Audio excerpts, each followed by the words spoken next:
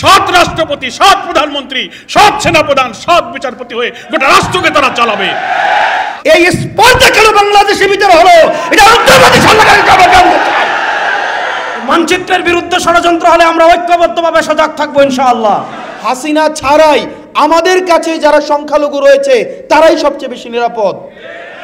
গোটা বাংলাদেশ এখানে বসা, আমরা যদি আপসহীন অকুতভয় রাজনীতি দলীয় স্বার্থের ঊর্ধ্বে একটি সিরিয়াস পদক্ষেপ না নিতে পারি, আমরা জাতির কাছে, আমার সন্তানের কাছে, প্রজন্মের কাছে আমরা দায়ী থেকে যাব।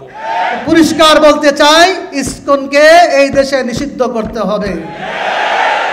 যারাই আগের দিনে ক্ষমতায় যাবে, এদেশের অধিকাংশ 90% মুসলমান দেশের এই জনগণের নাগরিকদের এই মনের আশা তারা পূরণ করার অঙ্গীকার করবেন। অবশ্যই ধর্মীয় শিক্ষক নিয়োগের প্রজ্ঞাপন জারি করতেই হবে ইনশাআল্লাহ।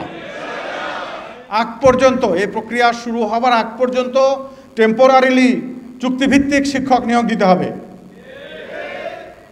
বাচ্চাদের গান শেখানোর প্রবণতা আমাদের দেশে আদৌ নাই, বাস্তবতা। আমার ভাই জনাব গোলাম পরোয়ার সাহেবকে আহ্বান জানানোর পরে যে পরিমাণে উৎসাহ উদ্দীপনা দেখেছি, তাতেই আমি বুঝে নিছি আমার অবস্থা ভালো না। এবং সেই কমিটমেন্ট রক্ষা করে আগামী দিনে বাংলাদেশে রাজনীতি করতে হবে ইনশাআল্লাহ। ডেভেলপমেন্ট চাই, আইন শৃঙ্খলা ডেভেলপমেন্ট চাই, তাহলে অবশ্যই আমাদের প্রাইমারি স্কুলে ধর্মীয় শিক্ষক নিতে হবে। দলীয় মতবাদ, মতভিন্নতা সমস্ত কিছু ভুলে গিয়ে আমরা এক কাতারে এসে আমরা আমাদের নিজেদের বোধ, বিশ্বাস এবং মূল্যবোধ রক্ষায় প্রয়োজনে রাজপথে নেমে আসতেও আমরা কুণ্ঠাবোধ করব না ইনশাআল্লাহ। যে এরা যদি আলহামদুলিল্লাহ ইসলাম প্রেমিক, দেশপ্রেমিক, মানবতা প্রেমিক হয়, তাহলে এই দেশটা একটা স্বর্ণের দেশ আল্লাহর রহমতে আমরা দেখতে পাবো। এখন বাস্তবতা হলো, বক্তব্য আমরা সুন্দর সুন্দর দিব, আর ভিতরে যদি থাকে আমাদের অন্য কোনো চিন্তা, তাহলে সেখানে কিন্তু এদের সুন্দর হবে না, দেশ ধ্বংস হবে। সেই হিসাবে আমি কথা বেশি লম্বা না করে সংক্ষেপে এতটুকুই বলবো যে আসলে বাস্তবতা হলো যে আল্লাহ রাব্বুল আলামিন বলেছেন, যত মাখলুকাত সৃষ্টি করেছেন এর ভিতরে সর্বশ্রেষ্ঠ সম্মানিত মানুষকে আল্লাহ সৃষ্টি করেছেন। আবার আল্লাহ বলতেছেন এই মানুষের ভিতরেই আবার পশুর চেয়েও খারাপ। এরপর আল্লাহ বলেন শাররুল বারিয়া, কুত্তা, শিয়াল, শুয়ারের চেয়েও খারাপ তাও মানুষ। তার বাস্তবতা আপনারা দেখেছেন, এই বাংলাদেশের ভিতরে যারা দেশ পরিচালনা করেছে, এদের পরিচালনায় হাজার হাজার মায়ের কোল সন্তান হারা হওয়া, এদেশের টাকা বিদেশে পাচার হওয়া, লক্ষ লক্ষ মানুষকে মিথ্যা কেসের মাধ্যমে তাদের সংসারকে বিলীন করা, আজকে মানুষ স্বাধীনভাবে মাথা উঁচু করে দাঁড়াবার মতো এই পরিবেশ না থাকা, এটা কিন্তু দায়দায়িত্ব যারা দেশ পরিচালনা করেছে এদের মাথায় কিন্তু বর্তাবে। এখন আমাদের সালাউদ্দিন ভাই যে কথা বলছেন যে আপনাদের পক্ষেই তো কথা বললাম করব, আমরা যেটা লক্ষ্য করেছি যেটা করবেন, আসলে আমাদের প্রত্যাশা হলো এখনই করার পরিবেশ তৈরি করা। কর্ম শব্দটা আমাদের ভালো লাগে না, কারণ আমরা বিগত দিনে বহুত দেখেছি এই দেশের ভিতরে আজানের শব্দে বাচ্চাদের ঘুম ভেঙে যায়। বাংলাদেশের রাজধানী ঢাকাকে বলা হয় মসজিদের নগরী। রাস্তার মোড়ে মোড়ে যেখানে মাদ্রাসা, মসজিদ, যেখানে মুসলমান সন্তানদের আল্লাহ শব্দের ধ্বনিতে বাংলাদেশে আজকে সূর্য ওঠে, সূর্য ডুবে, সেই দেশের মধ্যে আজকে নাচ গানের শিক্ষক শিক্ষাকে নিয়োগ দেবে, এই স্পর্ধা কেন বাংলাদেশের ভিতরে হলো, এটা উত্তরপ্রদেশ সরকারের এই জন্য পরিষ্কার বলছি যে এখন ওই সিদ্ধান্ত বাতিল করতে হবে এবং ধর্মীয় শিক্ষা, প্রাথমিক শিক্ষা অঙ্গনে সেটা বাধ্যতামূলক, এটা ব্যবস্থা করতে হবে। বিশেষ করে আমাদের কওমি মাদ্রাসাগুলো, তাদেরকে অবহেলা করা হয়। তারাও তো বাংলাদেশে বড় একটা অংশ, এই বাংলাদেশের মানুষ, কিন্তু তাদেরকে দেখা যায় যে এত ধর্মীয়ভাবে তারা সচ্ছল এবং সুন্দর হওয়ার পরেও তাদের কোথাও সরকারিভাবে মূল্যায়ন হয় না। এই জন্য আমি বলবো যে কওমি মাদ্রাসার শিক্ষা, সেখানে যারা নাকি শিক্ষক রয়েছেন ধর্মীয়, তাদেরকেও সেখানে গুরুত্ব সহকারে মূল্যায়ন করা, তাদেরকে নিয়োগের ব্যবস্থা করা। আর হ্যাঁ বলছি তো, গানের প্রজ্ঞাপন সহ এটা বাতিল ঘোষণা করতে হবে, আর সাথে সাথে ধর্মীয় শিক্ষক নিয়োগের ব্যবস্থা করতে হবে। আর আমার ভাই সালাউদ্দিন সাহেব যে কথা বলেছেন, অন্যরা দায়িত্বশীল কথা বলেছেন যে আমরা যেন ঐক্য থাকতে পারি। তো ঐক্য থাকার ব্যাপারে আলহামদুলিল্লাহ আমি আমাকে বলবো, সকলকে বলবো যে আমরা দেখছি ঐক্যমত কমিশন সহ এই দেশকে সুন্দর করার ব্যাপারে যে আলোচনা হয়েছে, সেখানে যে সিদ্ধান্তগুলো হয়েছে, নোট অফ ডিসেন্ট অনেক জায়গায় রয়েছে, তবে সেটা পরে না, এখনই বাস্তবায়নের প্রক্রিয়া যদি করতে পারেন ঐক্যের একটা মানচিত্র তৈরি হবে, বক্তব্যের সাথে কাজও মিল হবে ইনশাআল্লাহ। আর সাথে সাথে আপনাদের সকলকে আমি ধন্যবাদ জানাচ্ছি।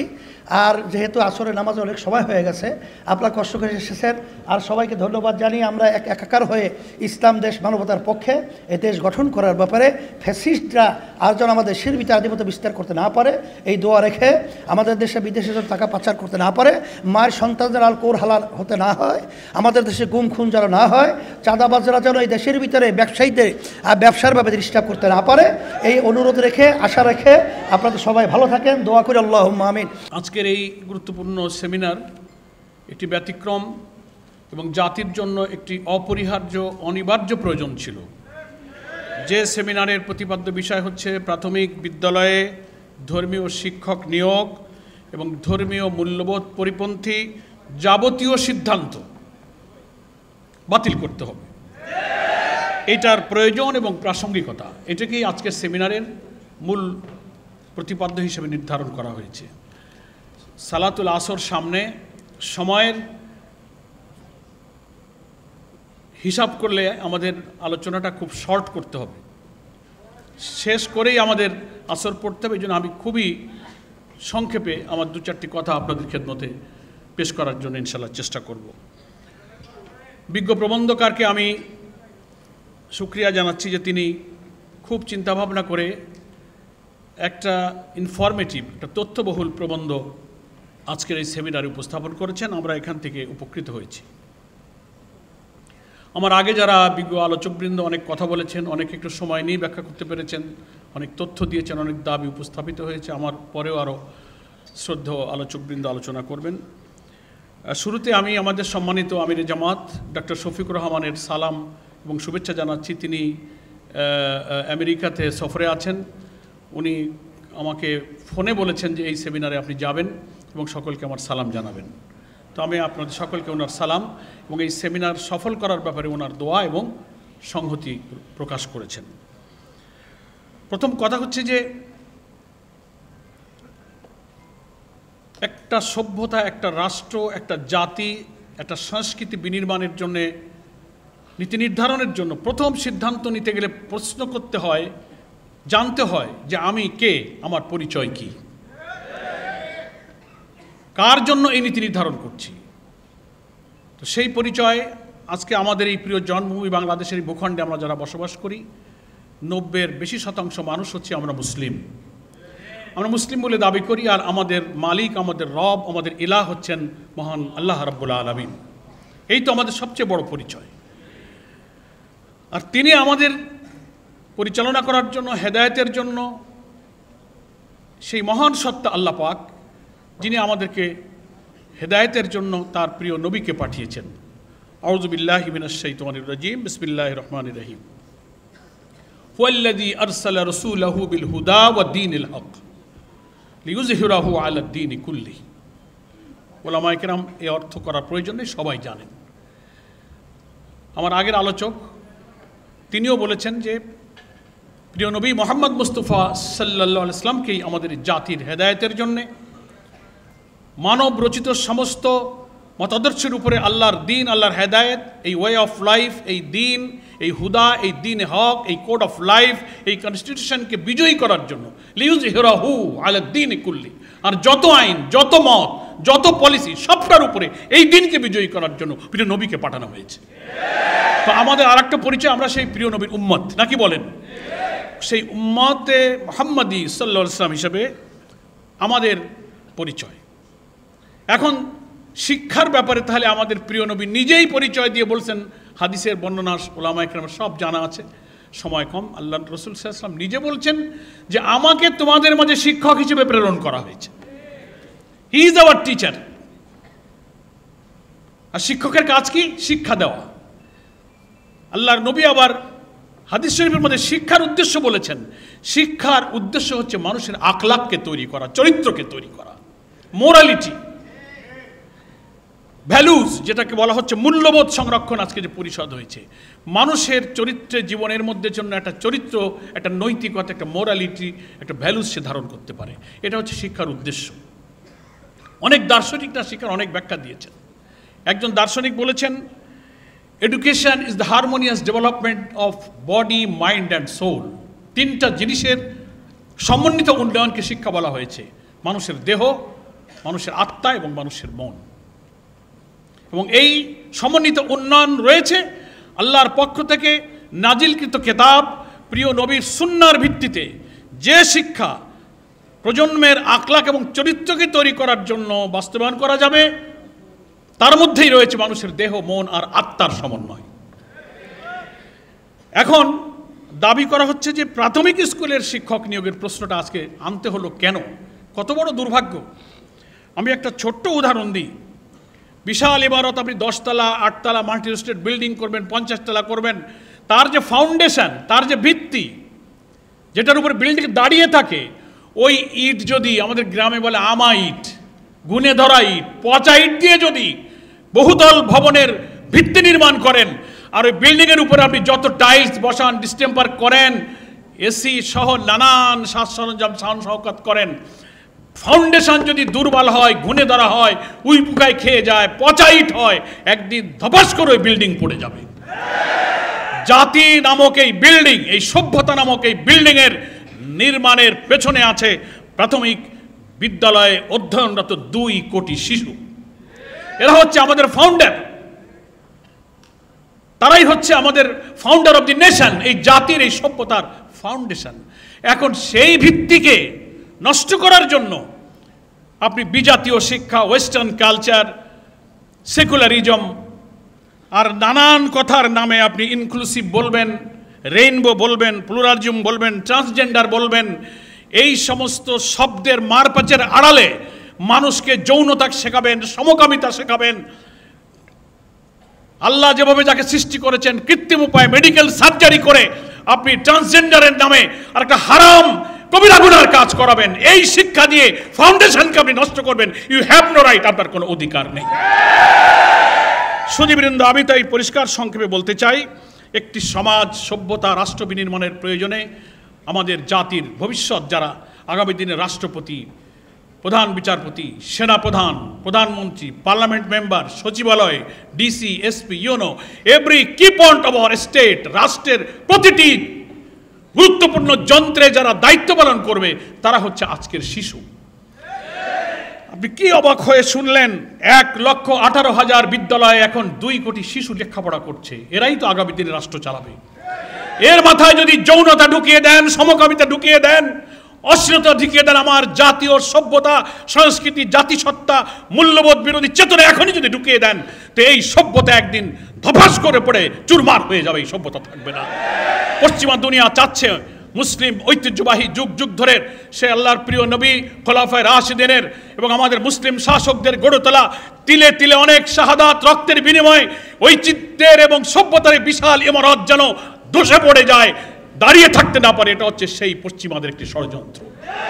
আমার সংক্ষেপ কথা হলো, আজকের এই জাতীয় মূল্যবোধ সংরক্ষণ পরিষদের যে প্রতিপাদ্য বিষয় নিয়ে সেমিনার, এটা অত্যন্ত সময়োপযোগী, যথার্থ এবং যৌক্তিক। অবিলম্বে আজকে প্রবন্ধকার সরকারের সাবেক সচিব যদি একটু আশ্বস্ত করেছেন যে যে প্রজ্ঞাপনটা জারি করা হয়েছিল সেটা উইথড্র করার জন্য আইন মন্ত্রণালয় বিবেচনাধীন আছে। আমরা আল্লাহ শুকরিয়া আদায় করি। অবিলম্বে এটা তো বাতিল করতে হবে এবং অবিলম্বে ধর্মীয় শিক্ষা, নৈতিকতা, যে শিক্ষার জন্য পৃথিবীতে আল্লাহর নবী এসেছিলেন, আখলাক গঠন করা হবে শিক্ষার উদ্দেশ্য। সেই শিক্ষার জন্য আমার আদব, কায়দা, সততা, নৈতিকতা, আমার মধ্যে চরিত্র, তিনি ডাক্তার হবেন, ইঞ্জিনিয়ার হবেন, রাষ্ট্রপতি হবেন, সেনাপ্রধান হবে, কিন্তু তিনি দুর্নীতি করবেন না, মিথ্যা বলবেন না, হারাম খাবেন না, জেনা করবেন না, ব্যভিচার করবেন না, সৎ রাষ্ট্রপতি, সৎ প্রধানমন্ত্রী, সৎ সেনাপ্রধান, সৎ বিচারপতি হয়ে গোটা রাষ্ট্রকে তারা চালাবে। আজকের শিশুদের এই শিক্ষার সময়ে যদি এই ফাউন্ডেশন নির্মাণে, এই বাংলাদেশ আমার সামনে বসা আছে, গোটা বাংলাদেশ এখানে বসা, আমরা যদি আপসহীন অকুতভয় রাজনীতি দলীয় স্বার্থের ঊর্ধ্বে একটি সিরিয়াস পদক্ষেপ না নিতে পারি, আমরা জাতির কাছে, আমার সন্তানের কাছে, প্রজন্মের কাছে আমরা দায়ী থেকে যাব। আমি আজকের এই উদ্যোক্তাদেরকে ধন্যবাদ জানিয়ে বাংলাদেশ জামাত ইসলামীর পক্ষ থেকে এই আন্দোলনে সর্বাত্মক সহযোগিতার অঙ্গীকার ব্যক্ত করে আমার বক্তব্য শেষ করছি। আল্লাহ হাফেজ। বাংলাদেশ জিন্দাবাদ। জাযাকাল্লাহ, জাযাকাল্লাহ আহসানাল জাযা। দেশে বিদেশি কোনো এজেন্ডা বাস্তবায়ন হতে আমরা দেব না ইনশাআল্লাহ। এই বাংলাদেশে যারা পশ্চিমা এজেন্ডা বাস্তবায়ন করতে চাইবেন তাদের বিরুদ্ধে প্রয়োজন হলে একটা যুদ্ধ হবে ইনশাআল্লাহ। এই মানচিত্রের বিরুদ্ধে ষড়যন্ত্র হলে আমরা ঐক্যবদ্ধভাবে সজাগ থাকবো ইনশাআল্লাহ। আপনারা এখানে যারা আছেন অনেক শিক্ষার্থী, আপনারা কি বুকে হাত দিয়ে বলতে পারবেন 2009 সাল পরবর্তী সময় এবং 2024 সাল এই সময়টার মধ্যে পরীক্ষার হলে গার্ড অনেক সহজ হইতো না? এটা কি বলতে পারবেন? এটা হইতো না? প্রশ্ন ফাঁস হয়েছে। এই ফেসিস সময়, জেল জুলুমের সময়ও পরীক্ষার্থীরা মনে মনে ভাবতো হাসিনা যাক, তবে আমার পরীক্ষার পরে যাক। এটা কি অস্বীকার করার সুযোগ আছে এখানে? তাহলে দেখেন, প্রত্যেকটা স্তরে স্তরে হাসিনা সবার জন্য প্রণোদনা রেখেছে, শিক্ষার্থীদের জন্য প্রণোদনা রেখেছে। সেই প্রণোদনার নাম হচ্ছে জিপিএ 5। সবাইকে জিপিএ 5 দিয়েছে পরীক্ষার আগে এবং শিক্ষার্থীরা সন্তুষ্ট। যেটার বিনিময়ে আমাদেরকে যেটা হারাতে হয়েছে সেটা হচ্ছে মূল্যবোধ। আমাদের যে সোসাইটাল ভ্যালুস, আমাদের এই ভ্যালুস আমাদেরকে হারাতে হয়েছে।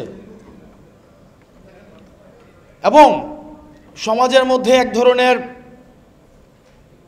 আপনার বিভাজনের ইচ্ছাকৃতভাবে টিকিয়ে রাখা হয়েছে। আপনাদের মাদ্রাসা শিক্ষকদেরকে উন্মানুষ বানিয়ে রাখা হয়েছে।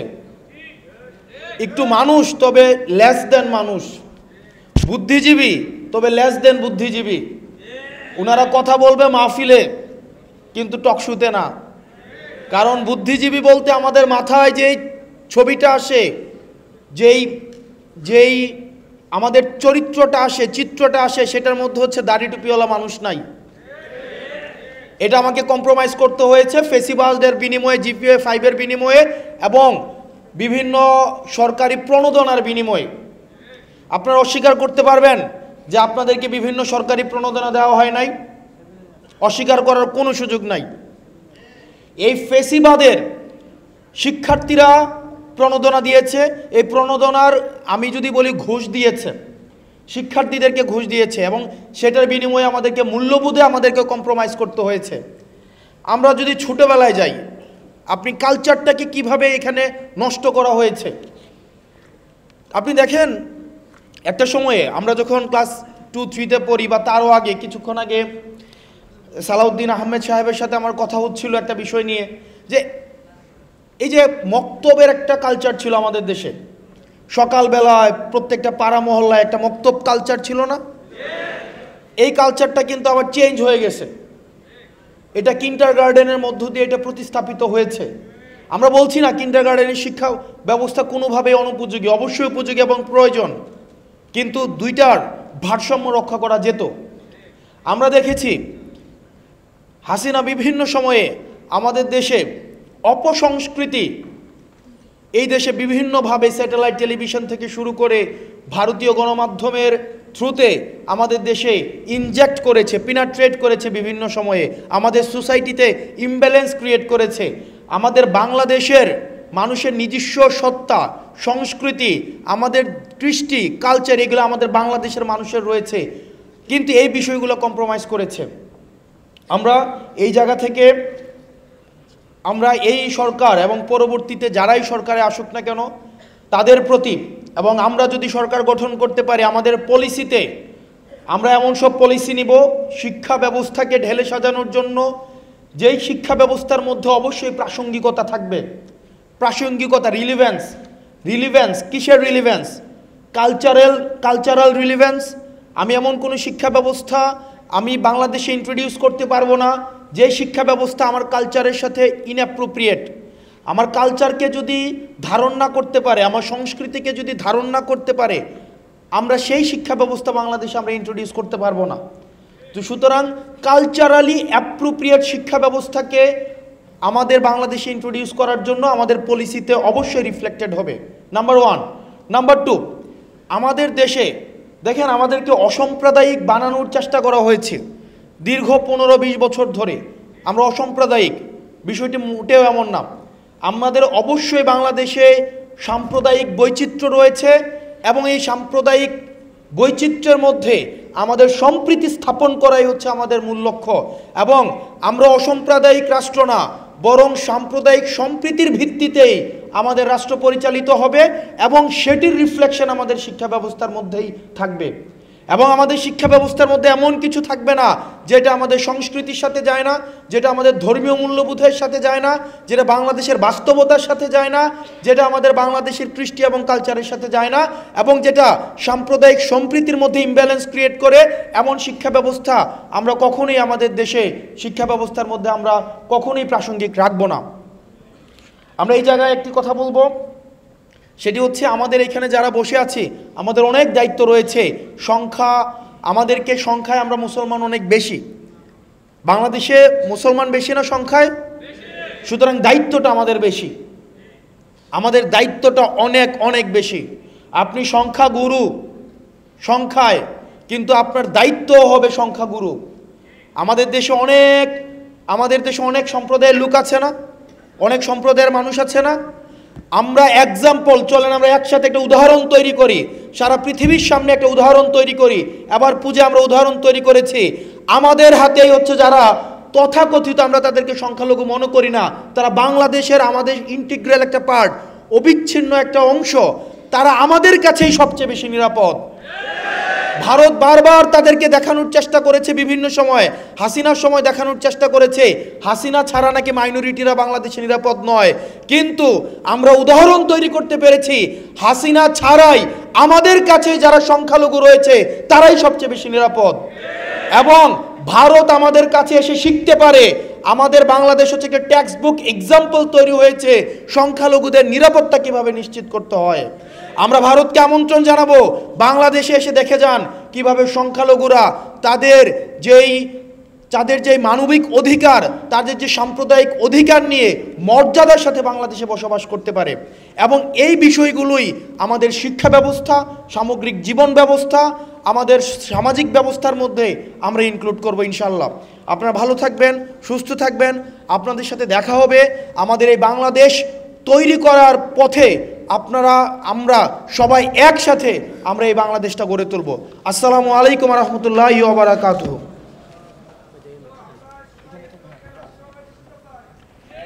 ইনশাআল্লাহ ইনশাআল্লাহ ইনশাআল্লাহ, জাযাকাল্লাহ। আমরা অত্যন্ত খেলা বাংলাদেশে সেই দিন শেষ। বাংলাদেশে রাজনীতি করতে হলেও এদেশের ইসলাম এবং ইসলামপন্থীদের সাথে নিজেদের কমিটমেন্ট প্রদান এবং সেই কমিটমেন্ট রক্ষা করে আগামী দিনে বাংলাদেশে রাজনীতি করতে হবে ইনশাআল্লাহ। প্রাথমিক শিক্ষা ক্ষেত্রে আজকে যেই দাবি নিয়ে আমরা এখানে সেমিনারে সম্মিলিত হয়েছি, এটা আমাদেরকে এভাবে উত্থাপন করতে হবে, এটা আমাদের প্রত্যাশা ছিল না। আমরা মনে করেছিলাম জুলাই বিপ্লবের হাজারো শহীদের রক্তের উপর প্রতিষ্ঠিত এই অন্তর্বর্তীকালীন সরকার এই বিষয়টিকে তারা গুরুত্ব দিবে, কিন্তু এক্ষেত্রে আমরা হতাশ হয়েছি।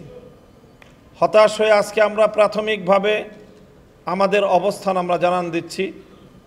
বর্তমানে রাজনৈতিক একটি চরম অস্থিরতার বা একটা দোদুল্যমান অবস্থায় দেশ এগিয়ে চলছে। এই জন্য আমরা রাজপথে বড় ধরনের কর্মসূচি ঘোষণা করতে একটু আমরা সময় নিচ্ছি। আজকে জুলাই বিপ্লবের সকল অংশীজন এই মঞ্চে উপস্থিতির মধ্য দিয়ে জানান দিয়েছে, আগামী দিনে বাংলাদেশে যারাই ক্ষমতায় আসবে প্রাথমিক বিদ্যালয়ে ধর্মীয় শিক্ষক যথাযথ প্রক্রিয়ার মাধ্যমে নিয়োগ দিতে তারা বাধ্য থাকবে ইনশাআল্লাহ। গানের শিক্ষক নিয়োগ সহ আমাদের কোমলমতি কচিকাচাদের অন্তর থেকে ইসলামী মূল্যবোধ বিতরণ সহ ইসলামী মূল্যবোধ পরিপন্থী যে সকল কার্যকলাপগুলো পরিচালিত হচ্ছে, ট্রান্সজেন্ডার সহ আরও যেই সকল বিষয়গুলি আজকের সেমিনারে উত্থাপিত হয়েছে, এ বিষয়গুলোতে আমরা সজাগ এবং সচেতন আছি। সরকার যদি মনে করে অথবা রাজনৈতিক পক্ষগুলো কেউ যদি মনে করে যে রেইনবো নেশন, তারপরে তৃতীয় লিঙ্গ, এই সকল টার্মের মার পেছে এদেশের ধর্মপ্রাণ মুসলমানরা এগুলো বুঝবে না বা এগুলোর ব্যাপারে তারা সচেতন নয়, তাহলে আমি মনে করি তারা বোকার স্বর্গে বসবাস করছে। আমরা আজকের এই সেমিনারের মাধ্যমে, সেমিনারে যারা এখানে মঞ্চে উপস্থিত আছেন তাদের পেছনেও, আজকের এই সেমিনার বাস্তবায়নের পেছনে বাংলাদেশের ক্রিয়াশীল আরও অনেক গুরুত্বপূর্ণ ব্যক্তিবর্গ আজকের এই সেমিনারের সাথে, তারা আয়োজনের সাথে একান্তভাবে সম্পৃক্ত। আমরা যদি বাধ্য হই তাহলে আমাদের প্রাথমিক শিক্ষায় ইসলাম এবং মূল্যবোধ রক্ষা করার জন্য যা করতে হয় আমরা সেটাই করব, এবং সেটা আগামী দিনে আমাদের সবচেয়ে প্রায়োরিটি বেসিস আমাদের কর্মসূচি হতে পারে। আমি আপনাদের সকলকে আগামী দিনে এই জুলাই বিপ্লবের সকল অংশীজনরা আজকে যেভাবে এই বিষয়ে অভিন্ন মত প্রকাশ করেছে, আমরা আশা করি যে জাতীয় নির্বাচন পরবর্তী যে সরকারই আসবে না কেন, আজকের এই সেমিনারের যে মুখ্য উদ্দেশ্য সেটা ইনশাল্লাহ রাষ্ট্রে বাস্তবায়িত হবে। সেই অঙ্গীকার, সেই প্রত্যয় তাদের সকলের মাধ্যমে আজকে ব্যক্ত হবে, সেই প্রত্যাশা ব্যক্ত করছি। আসসালামু আলাইকুম ওয়া রাহমাতুল্লাহ। দেশের সকল প্রাথমিক বিদ্যালয়ে ধর্মীয় শিক্ষক নিয়োগের দাবি এবং জাতীয় শিক্ষায় মূল্যবোধ পরিপন্থী সকল সিদ্ধান্ত বাতিলের দাবিতে আয়োজিত আজকের এই যে জাতীয় সেমিনারে উপস্থিত দেশের সব ঘরানার প্রথম সারির রাজনৈতিক দলসমূহের জাতীয় পর্যায়ের নেতৃবৃন্দ, ধর্মীয় নেতৃবৃন্দ এবং উপস্থিত সুধীমণ্ডলী, আমরা 90% মুসলমানের দেশ। এখানে মুসলমানদের পাশাপাশি আরও বিভিন্ন ধর্মাবলম্বীরা এখানে বসবাস করে। আমরা বিগত অন্তর্বর্তীকালীন সরকারের 1.5 বছরে আমরা স্পষ্টভাবে দেখতে পাচ্ছি যে ইতিপূর্বে প্রায় 15-16 বছর মাইনরিটি তাদেরকে দিয়ে যে খেলা খেলেছে, আজকে 1.5 বছরের বাস্তবতার মাধ্যমে সেটা যে সম্পূর্ণ বানানো নাটক ছিল, খেলা ছিল, সেটা আজকে বাস্তব ভিত্তিক সেটা প্রমাণিত। এবং ইসলাম সব ধর্মের যে নিরাপত্তা দিয়েছে, সব ধর্মাবলম্বীর ধর্ম পালনের যে নিরাপত্তা এবং গ্যারান্টি দিয়েছে, পৃথিবীতে দ্বিতীয় কোনো ধর্ম নেই যে ধর্ম এই নিরাপত্তা দিতে পারে। সেটাও আমাদের বাংলাদেশ ইতিমধ্যেই সেটা নজির স্থাপন করতে সক্ষম হয়েছে। এছাড়াও পৃথিবীতে এর আরও অনেক নজির রয়েছে। কিন্তু দুঃখজনক বাস্তবতা যে আজকে আমরা সংখ্যাধিক্য হয়ে সংখ্যালঘুর আচরণের শিকার আমরা হচ্ছি। আমরা 90% মুসলমানের দেশ। এদেশের প্রাথমিক যে শিক্ষা ব্যবস্থা, যেখান থেকে একটা সন্তানের, একটা ছেলে মেয়ের নৈতিক ভিত গড়ে উঠবে, সেখানে আমরা দীর্ঘদিন প্রত্যাশিত ধর্মীয় শিক্ষক নিয়োগের মাধ্যমে তাদের নৈতিকতার উন্নয়ন, তাদেরকে ধর্মীয়ভাবে তাদের জীবনের মধ্যে উৎকর্ষ সাধন, এই যে দাবি এবং যেই চাহিদা, যেই বাস্তবতা ছিল, সেটাকে সম্পূর্ণ উপেক্ষা করে তার বিপরীত এই 90% মুসলমানের দেশে আমরা প্রত্যক্ষ করলাম 65,000 প্রাইমারি স্কুলে গানের শিক্ষক, নাচের শিক্ষক নিয়োগ দেওয়ার তারা সিদ্ধান্ত নেয়। এটা ভাবতেও অবাক লাগে।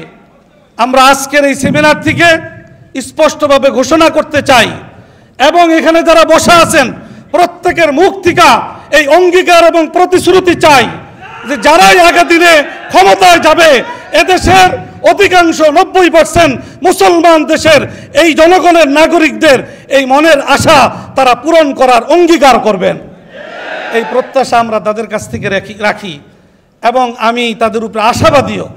ইনশাআল্লাহ তারা আগামী দিনে আমাদের এদেশের এই 90% মুসলমানের প্রাণের এই দাবি পূরণে তারা বাস্তবমুখী পদক্ষেপ ইনশাআল্লাহ গ্রহণ করবেন। সেই সাথে আমরা খুব সুস্পষ্টভাবে বলতে চাই, বিগত ফ্যাসিস্ট আমলে শুরু হওয়া সেই ট্রান্সজেন্ডার এবং সমকামিতার যে দুর্বিসন্ধি, আমরা প্রত্যাশা করেছিলাম যে জুলাই 24 বিপ্লব পরবর্তী এটা সমূলে ধ্বংস হবে, উৎখাত হবে, কিন্তু আমরা ব্যতিক্রম দেখছি আগে যেটা করতে সাহস পায় নাই, তারা আজকে প্রজ্ঞাপন জারির মাধ্যমে সেই সাহস তারা দেখাচ্ছে। আমরা দেখতে পাই সেই প্রজ্ঞাপনে তৃতীয় লিঙ্গ, শারীরিক প্রতিবন্ধী এই সকল শব্দের মার পেচে ওই ট্রান্সজেন্ডার ওই সকল ব্যক্তিদেরকে আমাদের কোমলমতি শিশুদের শিক্ষক রূপে নিয়োগ দেওয়ার পায়তারা এবং ষড়যন্ত্র চলছে। আমরা ইনশাআল্লাহ স্পষ্ট ভাষায় ঘোষণা করতে চাই, এই 90% মুসলমানের দেশে এই অলীক কল্পনা, এ সকল সুদূর প্রসারী ষড়যন্ত্র ইনশাআল্লাহ কখনো বাস্তবায়িত হতে দেব না ইনশাআল্লাহ। এটাকে আমরা ঐক্যবদ্ধভাবে রুখে দিব ইনশাআল্লাহ। আর ধর্মীয় শিক্ষক এটা আমাদের ন্যায্য দাবি, এটা আমাদের অধিকার। 90% মুসলমানের দেশে ছোট শিশুরা তারা শিশুকাল থেকে ধর্মীয় মূল্যবোধ তাদের মধ্যে তৈরি হবে, এটা তো আমাদের ন্যায্য দাবি। এই দাবি পূরণের জন্য আমাদেরকে কেন মাঠে ময়দানে আন্দোলন সংগ্রাম করতে হবে? এটা তো স্বাভাবিকভাবেই আমরা এই দাবি প্রাপ্ত, এই অধিকার আমরা সংরক্ষণ করতে পারি, এই অধিকারের হকদার আমরা। অতএব আমরা আশা করব যে বর্তমান অন্তর্বর্তীকালীন সরকার তার যতটুকু সময় আছে এর মধ্যে তারা ইতিমধ্যে যে ভুলগুলা করেছেন সেইগুলা সঠিক উপলব্ধির মধ্য দিয়া সেইগুলাকে শুধরাবেন। আর আগামী দিনে যারা ক্ষমতাসীন হবেন তারা আগের থেকে অঙ্গীকার করবেন এই জাতীয় অধিকারের বিষয়গুলা, যথাযথ বিষয়গুলা তারা যথাযথভাবে বাস্তবায়নের জন্য অঙ্গীকারাবদ্ধ হবেন। সাথে একটি কথা বলি আমার আলোচনা শেষ করব। এখানে অনেক জাতীয় নেতৃবৃন্দ বসা আছেন। ধর্মীয় শিক্ষক নিয়োগ দেওয়ার ক্ষেত্রে ধর্মীয় শিক্ষক প্রকৃত পক্ষে তাকেই বলা যাবে যে প্র্যাকটিক্যাল ধার্মিক, তাকেই আমি ধর্মীয় শিক্ষক বলতে পারি। ধর্ম সে জানলো শুধু, তার নিজের জীবনে চর্চা করলো না, তাহলে সে ধর্মীয় শিক্ষক হওয়ার নৈতিকভাবে অধিকার রাখে না। প্র্যাকটিক্যাল প্র্যাকটিসিং ধার্মিক ব্যক্তি আমি দৃঢ়তার সাথে বলতে পারি এদেশে প্রায় 50,000 কওমি মাদ্রাসা তারা প্র্যাকটিসিং ধার্মিক তৈরিতে যে অনন্য ভূমিকা রাখছে, অন্য কোনো প্রতিষ্ঠান সেই ভূমিকা রাখতে সক্ষম হচ্ছে না। আমি দৃঢ়তার সাথে বাস্তবতার নিরিখে এই কথা আমি বলছি।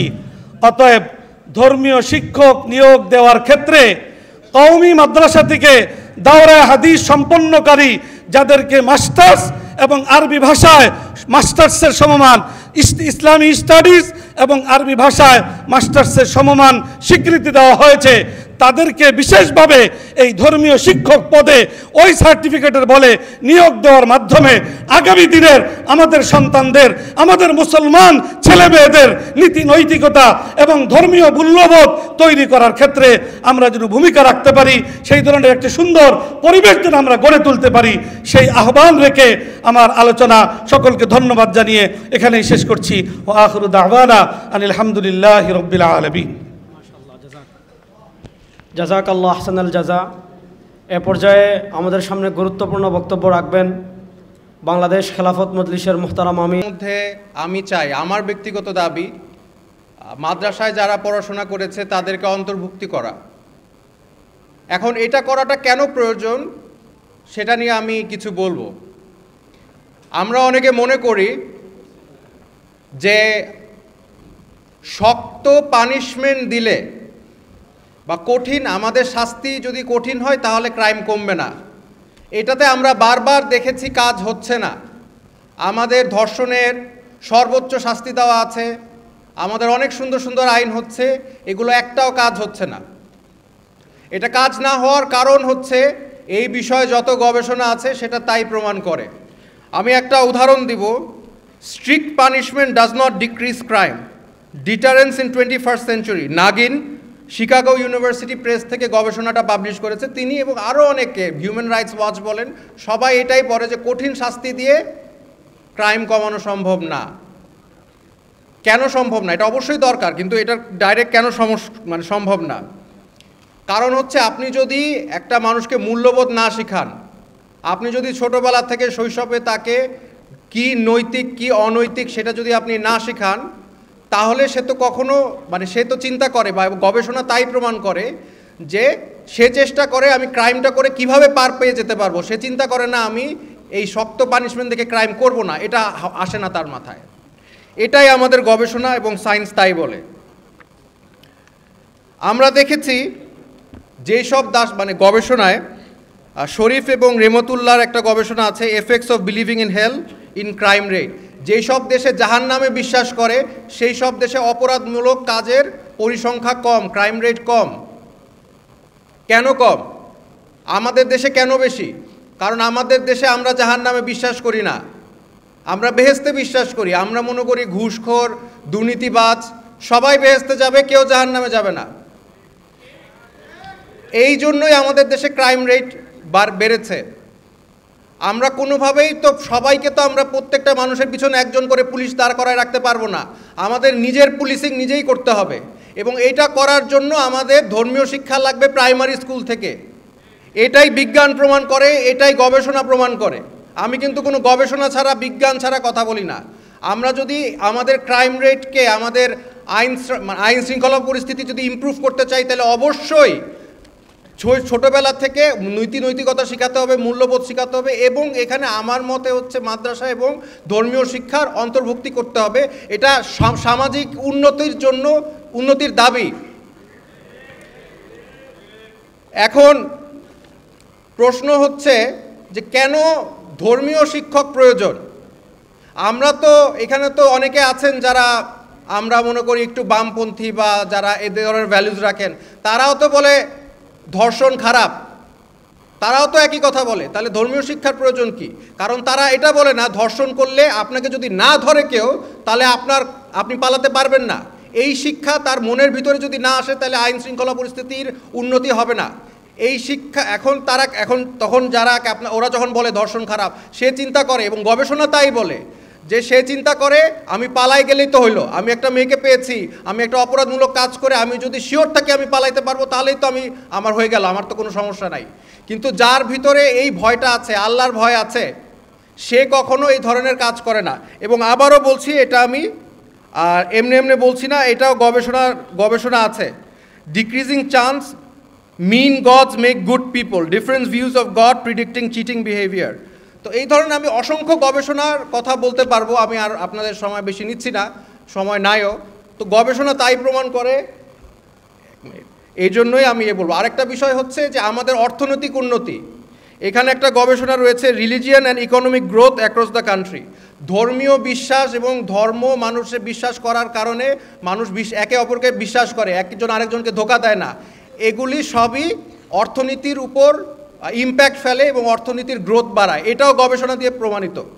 তো আমি এটাই বললাম, আমরা যদি অর্থনৈতিক ডেভেলপমেন্ট চাই, আইন শৃঙ্খলা ডেভেলপমেন্ট চাই, তাহলে অবশ্যই আমাদের প্রাইমারি স্কুলে ধর্মীয় শিক্ষক নিতে হবে। এটা বলেই আমি আমার বক্তব্য শেষ করছি। আরেকটা কথা বলে নেই যে আমরা কিন্তু বিজ্ঞান মনা, আমরা সায়েন্সে বিশ্বাস করি, আমরা রেফারেন্স দিয়ে কথা বলি, আমরা ডেটা দিয়ে কথা বলি।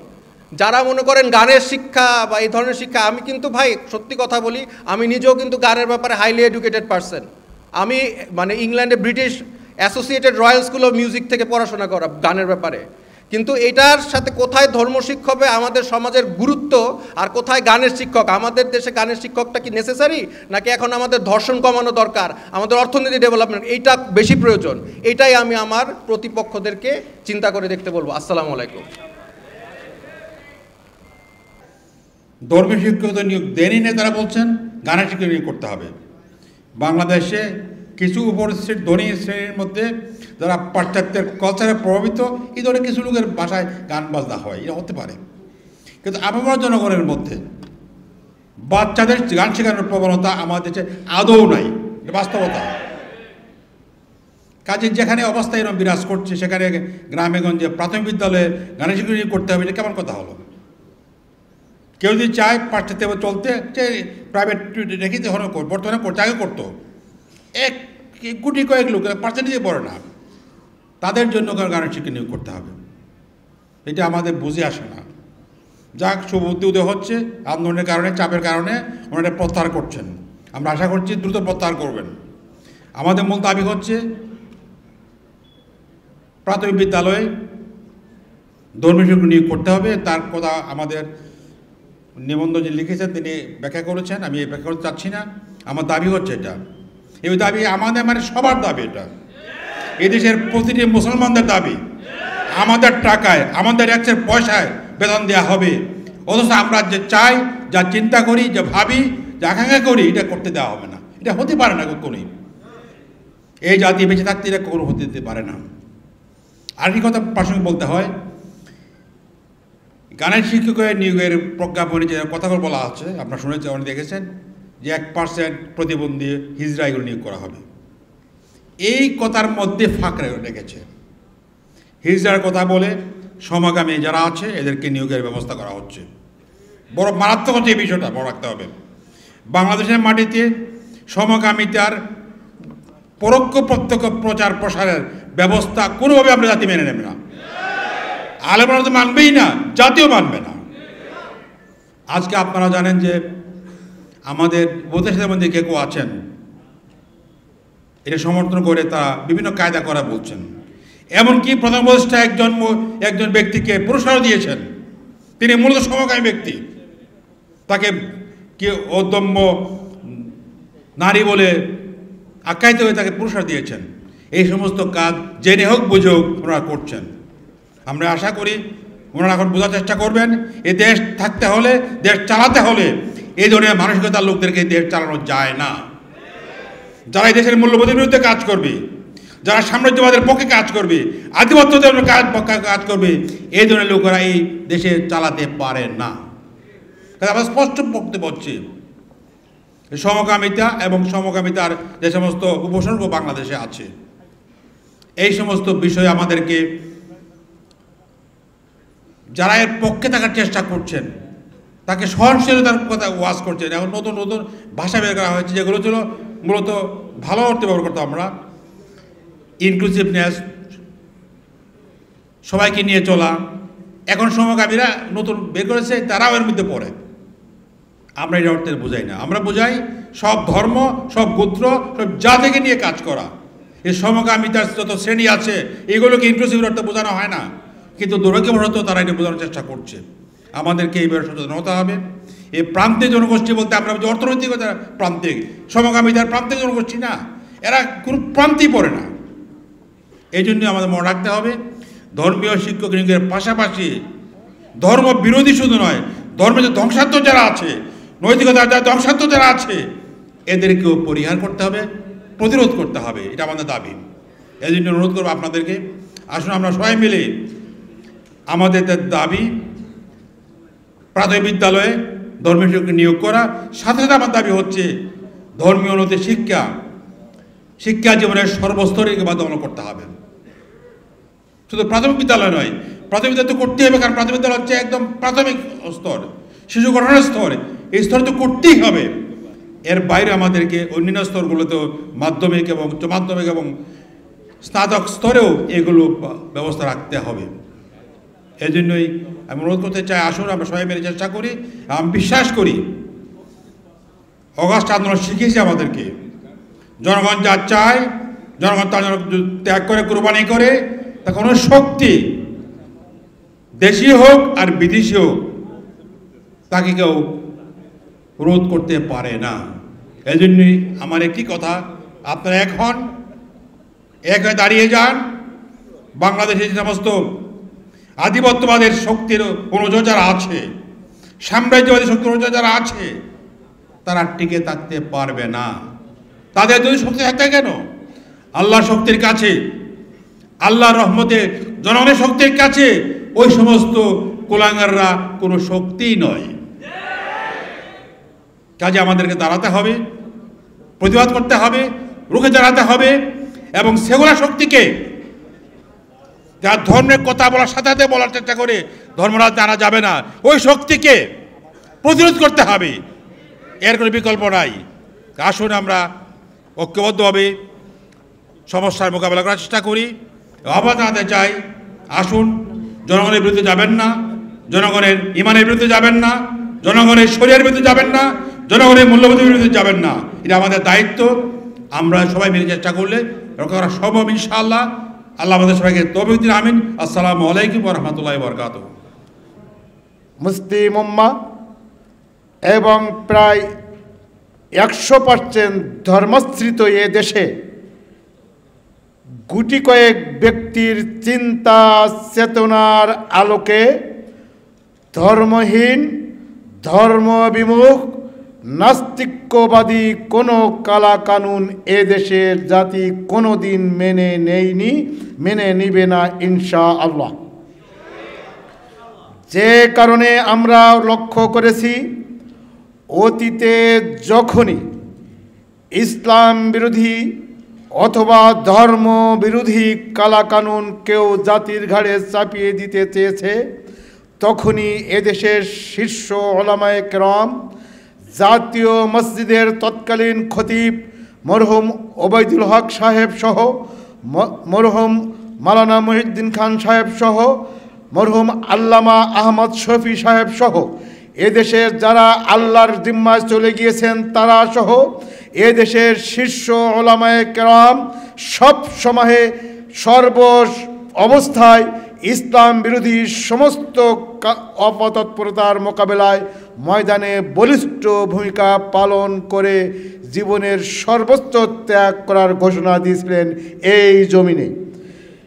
এরই ধারাবাহিকতায় আমরা লক্ষ্য করি, আমরা অবশ্যই দেখছি হঠাৎ করে আমাদের মাঝে চাপিয়ে দেওয়া হয়েছিল কোরআন বিরোধী নারী নীতি। তার ব্যাপারেও এদেশের শীর্ষ ইসলামিক স্কলারগণ এবং এদেশের সকল দল মত নির্বিশেষে হুঙ্কার ছেড়েছিলেন, না, কোরআন বিরোধী নারী নীতি এই সমাজে চালাতে দেওয়া যাবে না। কিন্তু সেটিও ওইভাবে ধামাচাপা দেওয়া থাকলেও হঠাৎ করে এখন আমাদের সামনে যে প্রাথমিক বিদ্যালয়ে 60,000 65,000 গানের শিক্ষক নিয়োগ দেওয়ার যে প্রজ্ঞাপন জারি করা হয়েছে, আমরা স্পষ্টভাবে আজকে জাতীয়ভাবে যে সেমিনার আহ্বান করা হয়েছে, এই সেমিনার থেকে এদেশের সকল দল মত নির্বিশেষে সকল ইসলামিক স্কলারগণের পক্ষ থেকে এবং যত পলিটিক্যাল পার্টি আছে যারা এদেশে লিড করেন, সকলে এখানে ঐক্যবদ্ধভাবে যৌথ ঘোষণা দেবেন, এদেশে প্রাইমারিতে প্রাথমিক স্তরে অবশ্যই ধর্মীয় শিক্ষক নিয়োগের প্রজ্ঞাপন জারি করতেই হবে ইনশাআল্লাহ। এক্ষেত্রে আমরা কোনো বাহানা শুনবো না যে আমাদের ইন্টারিম গভর্নমেন্টকে আমরা মেসেজ দিতে চাই। আজকে আমাদের জাতীয় নেতৃবৃন্দ একটু পরে একের পর এক যে দল করেন না কেন ঘোষণা দিবেন ইনশাআল্লাহ যে ইন্টারিম গভর্নমেন্ট যদি বাহানা দেখায় যে আমাদের সামান্য সময় আছে, এই সময় এটা সম্ভব নয়, আমরা বলবো আপনারা যেভাবে সম্ভব চিন্তা করেছেন গানের শিক্ষক নিয়োগ দেওয়ার ক্ষেত্রে, গানের শিক্ষকের এই প্রজ্ঞাপন বাতিল করতে তো কোনো সমস্যা আপনার নেই। আর ধর্মীয় শিক্ষক নিয়োগের এই প্রজ্ঞাপন জারি করুন, যারা ক্ষমতা আসে তারা বাস্তবায়ন করুক, কিন্তু আপনাকে জারি করতে হবে।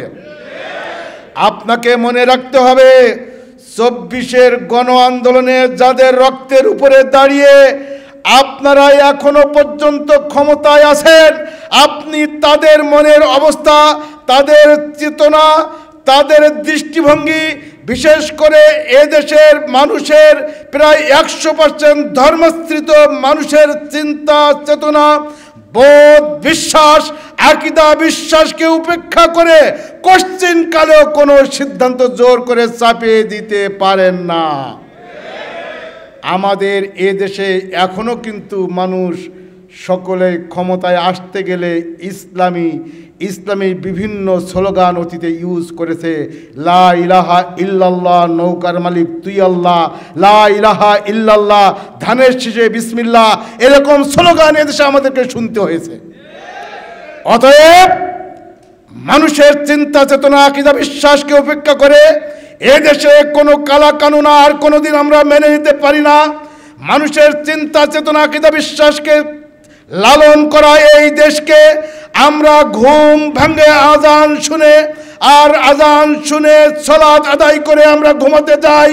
এদেশে ইসলাম বিরোধী কোনো অপতৎপরতা আমরা আর কোনোদিন মেনে নিব না। কোরআন বিরোধী কোনো অপতৎপরতা এদেশে মুসলিম উম্মাহ মানবে না। এবং 100% প্রায় ধর্মাশ্রিত এই দেশে শুধু মুসলিম উম্মাহ নয়, মুসলিম হিন্দু জাতি ধর্ম নির্বিশেষে এদেশে ইসলাম বিরোধী ধর্ম বিরোধী কোনো কানুন এদেশে কোনোদিন আর বাস্তবায়ন হতে দেওয়া যাবে না ইনশাআল্লাহ। তাই আসুন আমরা একের পর এক প্রথম প্রবন্ধর একটি সংক্ষিপ্ত সার শুনব, একের পর এক জাতীয় নেতৃবৃন্দ শীর্ষ ইসলামিক স্কলারবৃন্দ বক্তব্য রাখবেন। আমরাও অবশ্যই এই দেশকে সন্ত্রাসমুক্ত, দুর্নীতিমুক্ত, অন্যায়মুক্ত, অপরাধমুক্ত, আদর্শিক মানবিক সমাজ গঠনের লক্ষ্যে এদেশে দল মত নির্বিশেষে সকলে ঐক্যবদ্ধ থাকবে ইনশাআল্লাহ। আল্লাহ তাআলা আমাদেরকে সে তৌফিক দান করুন, আমিন। আসসালামু আলাইকুম ওয়া রাহমাতুল্লাহি ওয়া বারাকাতুহু। 65,457টি সরকারি, বাকিগুলি অন্যান্য বেসরকারি আছে, কিন্ডারগার্টেন আছে বিভিন্ন ধরনের। এবং এখানে 2 কোটির মতো স্টুডেন্ট আছে সকল প্রাথমিক বিদ্যালয়ে। আমাদের যে প্রাথমিক বিদ্যালয়ের ছাত্র ছাত্রীদেরকে ধর্মীয় বা নৈতিক শিক্ষা দানের যে গুরুত্ব সেটি আমরা দেখতে পাই। আমাদের বিভিন্ন দেশের যে প্রাথমিক বিদ্যালয়ের কারিকুলাম আছে সেটা যদি আমরা একটু পর্যালোচনা করি, দেখব যে তুরস্কে যে বিষয়গুলি শিক্ষা দেওয়া হয় সেখানে ভাষা, গণিত, বিজ্ঞান, সামাজিক বিজ্ঞান, আরবি এবং ইসলামিক নৈতিকতা, ইংরেজি এবং ফরাসি ভাষা। ইরানে শিক্ষা দেওয়া হয় ফার্সি, গণিত, বিজ্ঞান, ইতিহাস, ভূগোল, কারিগরি, শারীরিক শিক্ষা এবং কোরআন। সরাসরি কোরআন সেখানে শিক্ষা দেওয়া হয় একদম কারিকুলামের অন্তর্ভুক্ত হিসেবে। সংযুক্ত আরব আমিরাতেও আরবি, ইংরেজি, ইসলামী শিক্ষা, বিজ্ঞান, গণিত ইত্যাদি শিক্ষা দেওয়া হয়। মালয়েশিয়া, ইন্দোনেশিয়া তো বটেই, জাপান এবং ফিনল্যান্ডেও সেখানে ভাষা, গণিত, বিজ্ঞান, সামাজিক বিজ্ঞান, নৈতিক শিক্ষা এগুলি শিক্ষা দেওয়া হয়। কিন্তু আমাদের দেশে দিকে যদি আমরা তাকাই, আমাদের প্রাথমিক বিদ্যালয়গুলোতে ইসলাম ধর্ম বা সব ধর্মই শেখানো হয়। এই সাবজেক্টটা বাধ্যতামূলক এবং এটা পরীক্ষা হয়, কিন্তু এই সাবজেক্টের কোনো আলাদাভাবে শিক্ষক নেই।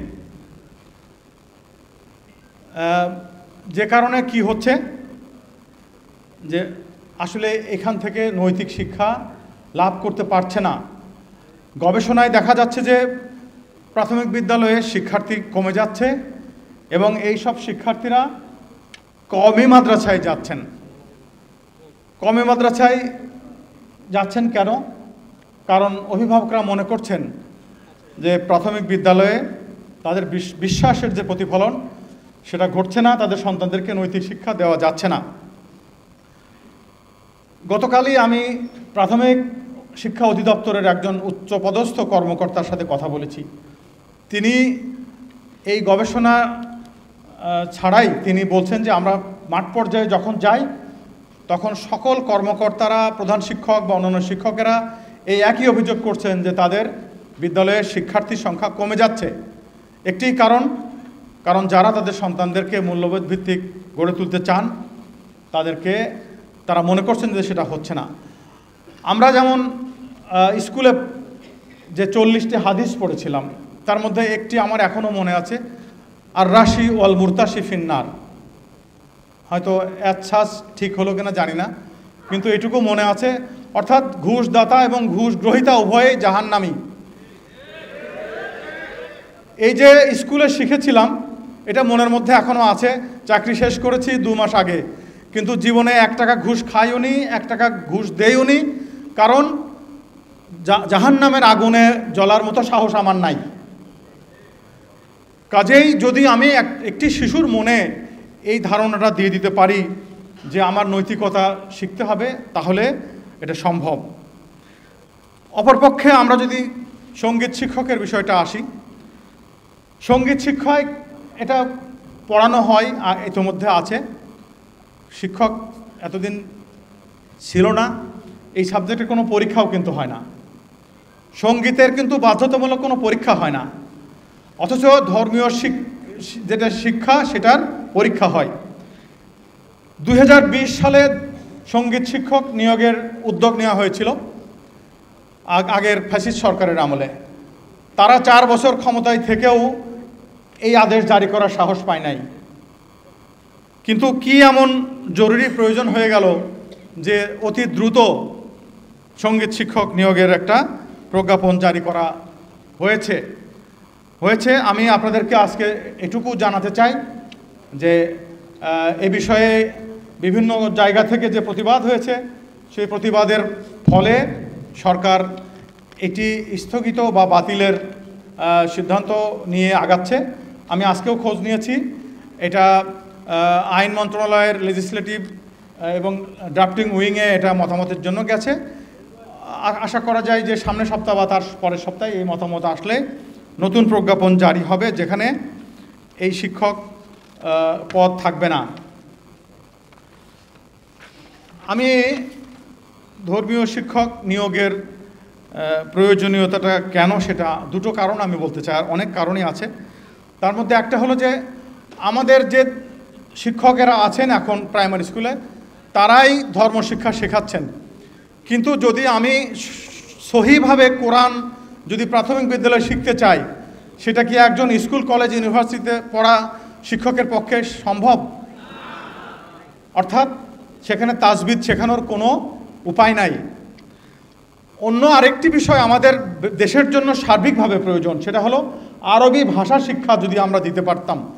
আপনারা জেনে অবাক হবেন যে ইন্ডিয়াতে হিন্দু শিক্ষার্থীরা মাদ্রাসায় ভর্তি হচ্ছে শুধু আরবি ভাষা শেখার জন্য, যেন তারা মধ্যপ্রাচ্যে চাকরি পায়। এবং আপনারা এটাও জানবেন যে মধ্যপ্রাচ্যে আমাদের যারা যায়, তারা যে চাকরি করে, ইন্ডিয়ার হিন্দুরা তাদের সুপারভাইজারের চাকরি করে, বিকজ তারা আরবি ভাষাটা শিখে যায় এবং তারা 3 গুণ বেতন পায়। কাজেই আমরা যদি আরবি ভাষা প্রাথমিক বিদ্যালয় থেকে তাদেরকে কমিউনিকেটিভ আরবি এবং তাজবিদ এই দুটা জিনিস যদি শেখাতে চাই, তাহলে আমরা দিন দুনিয়া দুই জায়গায় আমরা উপকৃত হব। আর আরেকটি ভয়ঙ্কর তথ্য আছে যেটি আমরা অনেকেই হয়তো জানি না, সেটি হলো যে প্রাথমিক বিদ্যালয়ে যে সাবজেক্টগুলো আছে, বাংলা, ইংরেজি, অঙ্ক, তারপরে গণিত, বিজ্ঞান, এই সব সাবজেক্টের শিক্ষকদের প্রশিক্ষণ হয়, কিন্তু ইসলাম ধর্ম শেখায় যারা, তাদের কোনো প্রশিক্ষণ নাই, একেবারেই নাই, জিরো। কিভাবে এই শিক্ষাটাকে আসলে দমিয়ে রাখার চেষ্টা করা হয়েছে সেটা একটা উদাহরণ। আমি আরেকটি স্ট্যাটিস্টিক্স আপনাদেরকে দিতে চাই, যে বললাম 2 কোটির মতো স্টুডেন্ট আছে, সেখানে আমাদের বিভিন্ন ধর্মের শিক্ষক এবং ছাত্রের অনুপাত, বৌদ্ধ ধর্মে 1:15, একজন শিক্ষকের আন্ডারে 15 জন গড়ে ছাত্র আছে। হিন্দু ধর্মে 1:15 জন ছাত্র আছে। আর ইসলাম ধর্মের 1:29, অর্থাৎ ডাবল। একজন মুসলিম শিক্ষকের এগেনস্টে 30 জন প্রায় ছাত্র আছে, আর অন্য ধর্মের 15 জন আছে। এটাও একটা বৈষম্যের প্রতীক। আরেকটি তথ্য হলো যে আমাদের প্রাইমারি স্কুলে যে পাঠদান করা হয়, সেই পাঠদানের সময়ে দেখা যাচ্ছে সবচেয়ে কম হলো ধর্ম ও নৈতিক শিক্ষায়।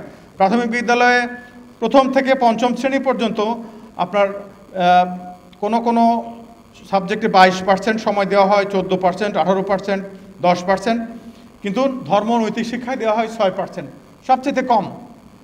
এমনকি শিল্পকলাতেও 10% সময় দেওয়া হয়, আর ধর্মশিক্ষায় দেওয়া হয় মাত্র 6% সময়। আমি আর কথা বাড়াবো না, আমি এবার সুপারিশগুলো আপনাদের সামনে সংক্ষেপে তুলে ধরতে চাই। আমি মনে করি যে 1ম শ্রেণী থেকেই ধর্ম বই থাকা উচিত। এখন 3য় শ্রেণীতে থেকে আছে, 1ম শ্রেণী থেকেই ধর্ম বই থাকা উচিত, প্রথম কথা। দ্বিতীয় হলো যে অবশ্যই আপনারা যে জন্য আজকে এই সেমিনার ডেকেছেন, ধর্মীয় শিক্ষক নিয়োগ দিতে হবে। 65,000 সরকারি প্রাথমিক বিদ্যালয়ে যদি একজন করে ধর্মীয় শিক্ষক নিয়োগ দেওয়া হয়, তাহলে আমি দেখেছি হিসেব করে যে বছরে 1,400 কোটি টাকা লাগবে। মাত্র 1,400 কোটি টাকা, 1.something% of the total budget. 8 lakh crore টাকা বাজেট, 8 লক্ষ কোটি টাকার প্রত্যেক বছরের বাজেট, সেখানে 1,400 কোটি টাকা কিছুই না। কাজেই এটা খুবই সম্ভব। এছাড়া আমার এখানে সুপারিশের মধ্যে আছে যে 6%-এর জায়গায় এখানে ধর্মীয় শিক্ষার সময়টা বৃদ্ধি করে কমপক্ষে 10% করতে হবে। ধর্মীয় নৈতিকতার পরিপন্থী যে সমস্ত বিষয় আছে, যে এটা পূর্বে আমার আগের কয়েকজন বক্তা বলে গেছেন, সেগুলো এখান থেকে বাদ দিতে হবে। এবং আগেই বলেছি যে ভাষা শিক্ষায় আমাদেরকে গুরুত্ব দিতে হবে। ধর্মীয় শিক্ষক নিয়োগ করার আগ পর্যন্ত এই প্রক্রিয়া শুরু হবার আগ পর্যন্ত টেম্পোরারিলি চুক্তিভিত্তিক শিক্ষক নিয়োগ দিতে হবে। এছাড়া প্রশিক্ষণের ব্যবস্থা, যারা ধর্মীয় শিক্ষক হবেন তাদেরকে কিভাবে ধর্মীয় শিক্ষা যথাযথভাবে দেওয়া যেতে পারে সেই ধরনের প্রশিক্ষণ তাদেরকে দিতে হবে। সর্বোপরি আমার যেটা বক্তব্য, যে আমরা আজকে সমাজের যে নৈতিক মূল্যবোধহীন, দুর্নীতিপরায়ণ, অস্থির একটা প্রজন্ম আমরা দেখতে পাচ্ছি, সেটা যদি আমরা প্রাথমিক বিদ্যালয় থেকেই তাদেরকে সব কিছু শেখাতে পারি, তাহলে আশা করি যে আমরা একটা সুন্দর প্রজন্ম পাবো। আমাকে এখানে সুযোগ দেওয়ার জন্য সকলকে ধন্যবাদ জানিয়ে শেষ করছি। আসসালামু আলাইকুম। সংগ্রামী সাথী বন্ধুগণ, এবার আপনাদের সামনে গুরুত্বপূর্ণ বক্তব্য রাখবেন বাংলাদেশ জাতীয়তাবাদী দল বিএনপির স্থায়ী কমিটির সম্মানিত সদস্য, সাবেক সংসদ সদস্য জনাব সালাউদ্দিন আহমদ। তাকে তার গুরুত্বপূর্ণ বক্তব্য রাখার জন্য অনুরোধ করছি।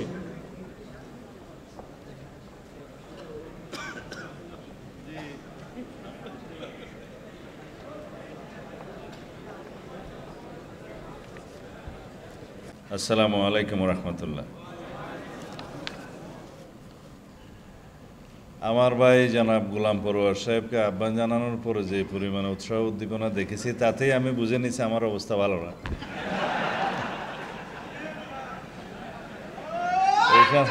আছে না, আপনারা অনেকে টায়ার্ড হয়ে গেছেন বক্তৃতা শুনতে শুনতে, সেই জন্য এখানে আমি আর আমার ভাই হাসনাতি হচ্ছে অড নাম্বার আর কি, শার্ট প্যান্ট, আরও একজন আছে। এখানে বাংলাদেশের যে জনসমষ্টি, আমরা যেহেতু স্ট্যাটিস্টিক্সটা বাংলাদেশে সবসময় সঠিকভাবে জানা যায় না, এবং স্ট্যাটিস্টিক্যালি বাংলাদেশের সব সূচক নির্ধারণ করা হয় পৃথিবীর অন্যান্য দেশের মতো, কিন্তু স্ট্যাটিস্টিক্সেই গণ্ডগোল সর্ববিষয়ে। কোথাও দেখা হয় খাদ্যে স্বয়ংসম্পন্ন, আসলে না। আর কোথাও দেখা হয় জনসংখ্যা 16.5 কোটি অথবা 15 কোটি, আসলে 18 কোটি। যেহেতু পার হেড যে ইনকাম বা জিডিপি হিসাব করা হয়, তাতে গণ্ডগোল দেখানোর জন্য এটা অতীতে হয়েছে। আমাদের সর্বাগ্রে পরিসংখ্যান ব্যুরোকে সঠিক তথ্য দিতে হবে, এটা ঠিক করতে হবে জাতির অগ্রগতির জন্য। তা না হলে আমরা কখনো পরিসংখ্যান পাই না। এই কথা এই জন্যেই বলছি, আমরা কেউ বলি 90% মুসলমানের দেশ বাংলাদেশ, কেউ বলে 92% মুসলমানের দেশ বাংলাদেশ। তার মানে আদমশুমারির যে জরিপ, সেই জরিপটা আরও সঠিকভাবে আমাদের প্রণয়ন করতে হবে, একদম দশমিক সহ বলতে হবে। তারপরেও যদি ধরে নেই সর্বনিম্ন 90% মুসলমানের দেশ, এখানে ধর্মীয় প্রভাব যারা সংখ্যাধিক্য থাকে তাদের রাষ্ট্রের সমস্ত ক্ষেত্রে থাকে, এটাই স্বাভাবিক, এটাই নিয়ম। তবে অবশ্যই সংখ্যায় যারা কম, সংখ্যালঘু, বিভিন্ন ধর্মাবলম্বী, ধর্মগোষ্ঠী, জাতিগোষ্ঠী, ভাষাভাষী, বিভিন্ন সংস্কৃতি, তাদের স্বাধীনতা এবং নিরাপত্তা রক্ষা করা, নিশ্চিত করার দায়িত্ব সাংবিধানিকভাবে সকলের উপর, আমাদের সবার উপর। এটা বাংলাদেশের সংবিধান তাই বলে এবং তাই বলা উচিত। এখন প্রশ্ন আসলো আজকের এই সেমিনারে প্রাথমিক শিক্ষাক্রম ধর্ম ও নৈতিক শিক্ষা বিষয়ে শিক্ষক নিয়োগের দাবিতে অনেকটা। তা আমি জিজ্ঞেস করছিলাম, আমার কাছে সঠিক তথ্যটা নাই যেহেতু, যে আমাদের প্রাথমিক পর্যায়ে ধর্মীয় শিক্ষার, ধর্ম ও নৈতিকতার শিক্ষার শিক্ষকের পদ বর্তমানে আছে কিনা, এটা ডক্টর খবির বলতে পারবে। বর্তমানে নাই, বুড়া হয়ে গেল আমার ছোট ভাই, সেই জন্য আর কি। মহসিনালের ছোট ভাই বিসিএসে আমাদের কয়েক ব্যাচ পরে জয়েন হয়েছে। তো আমি অনেকবার কথাবার্তা বলেছি ডক্টর খবিরের সাথে। তো যেহেতু এখন জানলাম যে আমাদের পদ সৃজন করতে হবে, তো সুতরাং নিয়োগের বিষয়টা এখানে যে দাবি উঠছে, তার আগে ওই শব্দটা লাগানো উচিত ছিল যে প্রাথমিক পর্যায়ে ধর্মীয় বা ধর্ম ও নৈতিক শিক্ষা বিষয়ক শিক্ষকের জন্য পদ সৃজন করতে হবে। পদ সৃজন করে অর্থ মন্ত্রণালয়ের অনুমোদন সহ বাজেট প্রভিশন করে তারপরে নিয়োগের ব্যবস্থা করতে হবে। তো এখন যে দাবিটা উঠছে যে নিয়োগের ব্যবস্থা, তাতে মনে হয় যেন সরাসরি নিয়োগ দিবে, এখন পদ সৃজন টিজন পরে হবে, অর্থায়ন পরে হবে, তা নয়। প্রকৃতপক্ষে যারা সরকার পরিচালনা করেছে অথবা করবে এবং পার্লামেন্টের অভিজ্ঞতা আছে, তাদেরকে এই ভাষায় কথা বলতে হবে, যদি আমাদেরকে সরকার পরিচালনার বা রাষ্ট্র পরিচালনার দায়িত্ব আল্লাহ রাব্বুল আলামিন দেয়, জনগণ দায়িত্ব দেয়, তবে আমরা বাংলাদেশের শতকরা 90% মুসলমানের দেশে ধর্ম ও নৈতিকতা শিক্ষার জন্য প্রাথমিক পর্যায়ে পদ সৃজন করে সেখানে নিয়োগের ব্যবস্থা করব ইনশাআল্লাহ। সেই ক্ষেত্রে সকলেরই সহযোগিতা প্রয়োজন, জাতির ঐক্য প্রয়োজন। এখানে প্রশ্ন আসবে, যারা শতকরা 10% জনসমষ্টি, তাদের বিষয়ে কি বক্তব্য থাকবে। আমরা যখন হাই স্কুলে পড়তাম, আমার স্মরণে আছে আমাদের ব্যাকরণ সহ একটা আরবি বই ছিল, এবং ধর্মশিক্ষার জন্য একজন বড় হুজুর ছিলেন। এখন আমার মনে পড়ছে সেটা ধর্মীয় শিক্ষক হিসেবে নিয়োগপ্রাপ্ত ছিলেন নাকি এমনিতেই একজন বড় হুজুর থাকতেন যিনি ক্লাস নিতেন। তবে দিনিয়াত নামে একটা পুস্তক ছিল, আমাদেরকে সেটা ম্যাট্রিক পর্যন্ত পরীক্ষাতে আমাদের সেই বিষয়ে ধর্মশিক্ষা বিষয়ে পরীক্ষা দিতে হয়েছে 100 নম্বরের। এখন আছে কিনা আমি সঠিক জানি না, এটা আমার অজ্ঞতা। যদি প্রাইমারি লেভেলে থাকে, অবশ্যই উচ্চ মাধ্যমিক লেভেলেও থাকতে হবে ধর্মশিক্ষার ধর্মীয় শিক্ষক। আছে নাই। এখন বাকি শিক্ষা, বাকি 10% জনসমষ্টির তাদের কি হবে? দেখা যায় কোনো কোনো বিদ্যালয়ে তাদের সংখ্যা হয়তো 10%-এর কম।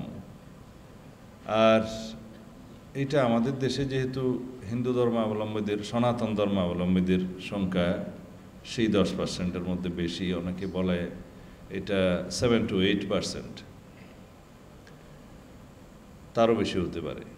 বাকি খ্রিস্টান, বৌদ্ধ এবং অন্যান্য ধর্মাবলম্বীদের সংখ্যা আর একটু কম। সেই বিবেচনায় ধর্মীয় নৈতিক শিক্ষার শিক্ষক যদি পাশ দেখিয়ে আমাদের শিক্ষা ব্যবস্থাতে একটা ধস নামিয়ে দিয়েছে, এখান থেকে আমাদের মুক্তি পেতে হবে।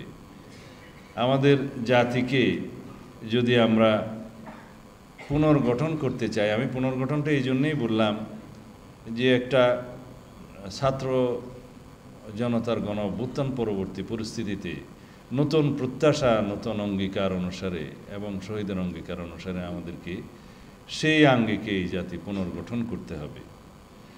এখানে আপনারা প্রশ্ন তুলতে পারেন, জাতি কি আমরা নেই? জাতি আমরা অবশ্যই আছি, কিন্তু জাতি যায় সংস্কারের মধ্য দিয়ে, নতুন চাহিদার মধ্য দিয়ে, নতুন প্রত্যাশার মধ্য দিয়ে।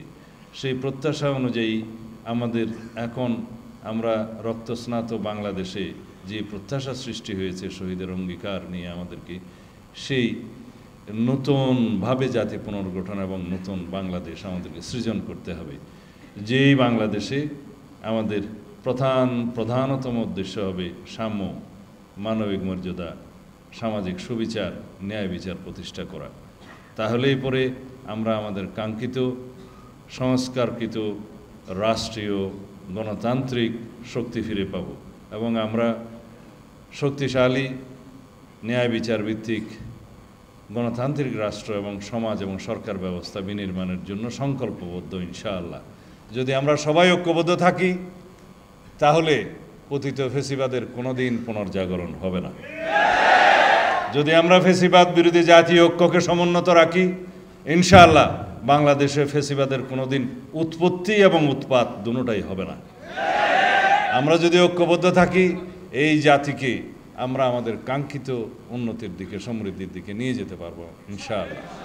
সেই জাতি হবে ধর্মীয় মূল্যভিত্তির উপরে দাঁড়িয়ে, শক্তভিত্তির উপরে দাঁড়িয়ে, সামাজিক মূল্যবোধের উপরে দাঁড়িয়ে এবং গণতান্ত্রিক সংস্কৃতির উপর দাঁড়িয়ে একটি শক্তিশালী রাষ্ট্র।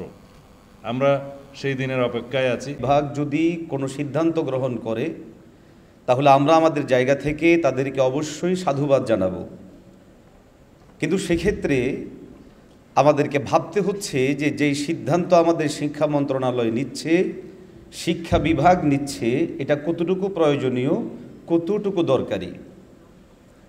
আমরা আমাদের শিক্ষা কারিকুলামে বিভিন্ন ধরনের বিষয়ে শিক্ষাদানের বিষয়গুলো আমরা দেখছি। যেমন আমরা দেখি আমাদের শিক্ষার্থীদেরকে অঙ্ক পড়ানো হচ্ছে। আজ পর্যন্ত গোটা বাংলাদেশের কেউ কোনো দিন আমরা এই প্রশ্ন উঠাইনি যে কেন আমাদের শিক্ষার্থীদেরকে অঙ্ক পড়ানো হচ্ছে। হ্যাঁ, অঙ্ক শেখানোকে পুঁজি করে এর ভিতরে অত্যন্ত কৌশলে কিছু তৎপরতা যেগুলো আছে সেগুলোর বিরুদ্ধে আমরা বারবার কথা বলেছি।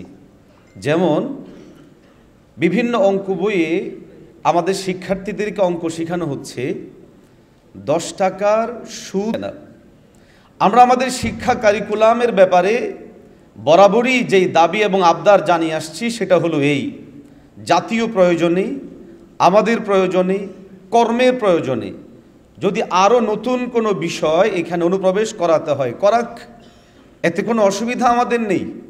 কিন্তু আজকে যেই বিষয়টা আমাদের শিক্ষা কারিকুলামে বিভিন্নভাবে অনুপ্রবেশ ঘটানো হচ্ছে, ইসলামী শরিয়া, কোরআন এবং সুন্নাহ, দিন এবং শরীয়ত যে সমস্ত বিষয়গুলোকে স্পষ্টতর হারাম বলে ঘোষণা দেয়, কোরআনুল কারীমের মধ্যে গানের মতো ভয়ঙ্কর ভয়াবহ বিষয় যেটার ব্যাপারে সুস্পষ্ট হারামের ব্যাপারে ফতোয়া রয়েছে, এমন একটা বিষয়কে যখন শিক্ষার নামে সামনে নিয়ে আসা হলো, তখন আমরা স্পষ্ট করে প্রশ্ন করতে চাই, গান ঠিক কী কারণে আমার সন্তানকে শেখাতে হবে? এর মাধ্যমে আমার সন্তানের কী লাভ হবে, সমাজের কী লাভ হবে, রাষ্ট্রের কী লাভ হবে? উপরন্তু হারাম এই বস্তুটিকে শিক্ষা দেওয়ার এই আবশ্যিক পদ্ধতি চালু করার কারণে আমাদের এট আ টাইম কোটি কোটি সম্পদ, সন্তান মুহূর্তের মধ্যে বেঈমান হয়ে যাবে। অতএব কারণে আমরা এই বিষয়গুলোর দৃঢ়তার সাথে প্রতিবাদ জানাচ্ছি। সম্মানিত উপস্থিতি, আপনারা অবশ্যই জানেন যে আমাদের শিক্ষা কারিকুলামে আমরাও একসময় স্কুলে পড়াশোনা করেছি। আমাদের সময়টাতে আমরা ক্লাসরুমের একটি অংশে থাকতাম, এক রুমে, আর আমাদের সাথে যারা মেয়ে শিক্ষার্থী ছিল তাদেরকে আরেকটি রুমে পড়ানো হতো। ধীরে ধীরে সেই বিষয়গুলোকে এখন একই রুমে আনা হয়েছে। শুধু এতটুকু না, কোনো কোনো শিক্ষা প্রতিষ্ঠানে কাছাকাছি এবং পছন্দ অনুযায়ী বসানোর মতো তৎপরতার কথাগুলোও শোনা যাচ্ছে। আমরা আপনাদের মাধ্যমে পরিষ্কারভাবে জানতে চাইব যে ঠিক কী কারণে, কোন প্রয়োজনে আমাদের সন্তানদেরকে শিশুকাল থেকেই অবাধ মেলামেশার প্রতি উদ্বুদ্ধ এবং উৎসাহিত করা হচ্ছে। রাষ্ট্রের জরুরি আমাদের সামনে এই বিষয়গুলো অবশ্যই পরিষ্কার করতে হবে। আমরা যখন মূল্যবোধের কথা বলি, আমরা যখন এই বিষয়গুলোকে তুলে ধরার চেষ্টা করি, তখন আমাদেরকে বিভিন্নভাবে ট্যাগিং দেওয়া হয়, বিভিন্নভাবে আমাদেরকে থামিয়ে দেওয়ার চেষ্টা করা হয়। অথচ আমরা অবাকভাবে লক্ষ্য করি যে সংস্কৃতি চর্চার নামে আমাদের সন্তানদেরকে পশ্চিমা বেশভূষায় অভ্যস্ত হতে উৎসাহিত করা হয়। আমাদের শিশুদেরকে যেমন সাজো তেমন সাজি এই ধরনের শিরোনামে বিভিন্ন ভিন্ন ধর্মাবলম্বীদের যে বিষয়গুলো আছে সেগুলোর প্রতি তাদেরকে উদ্বুদ্ধ করা হয়, অথচ একই শিক্ষা প্রতিষ্ঠান থেকে যদি কোনো শিশু অথবা কোনো শিক্ষার্থী যদি ধর্মীয় কোনো সিম্বল বহন করে, এমন কোনো জিনিসকে যদি কোনো ধারণ করে, তাহলে সঙ্গে সঙ্গেই তাদেরকে ট্যাগ দেওয়া হয়। যেমনটা আপনারা দেখেছিলেন আজ থেকে কয়েক বছর আগে রুমাল পরিধান করার কারণে আমাদের শিক্ষার্থীদেরকে জঙ্গি ট্যাগ দেওয়া হয়েছে।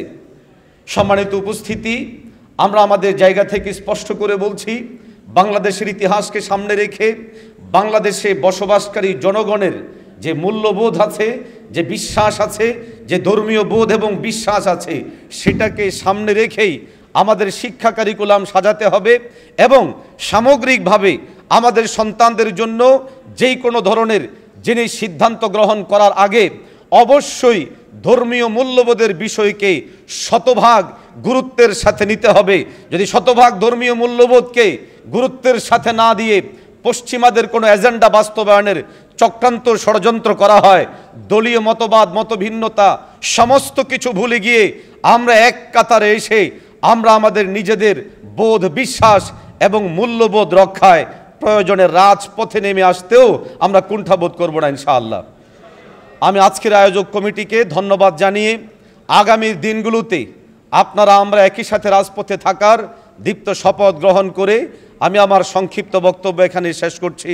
আসসালামু আলাইকুম ওয়া রাহমাতুল্লাহি ওয়া বারাকাতুহু। ভাবা যায়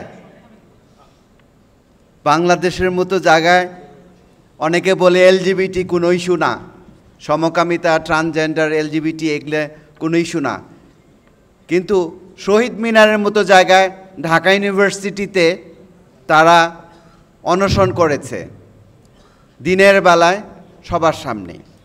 আরেকটা প্রশ্ন, এই যে আজকে আমরা একত্রিত হয়েছি যে সঙ্গীত শিক্ষকের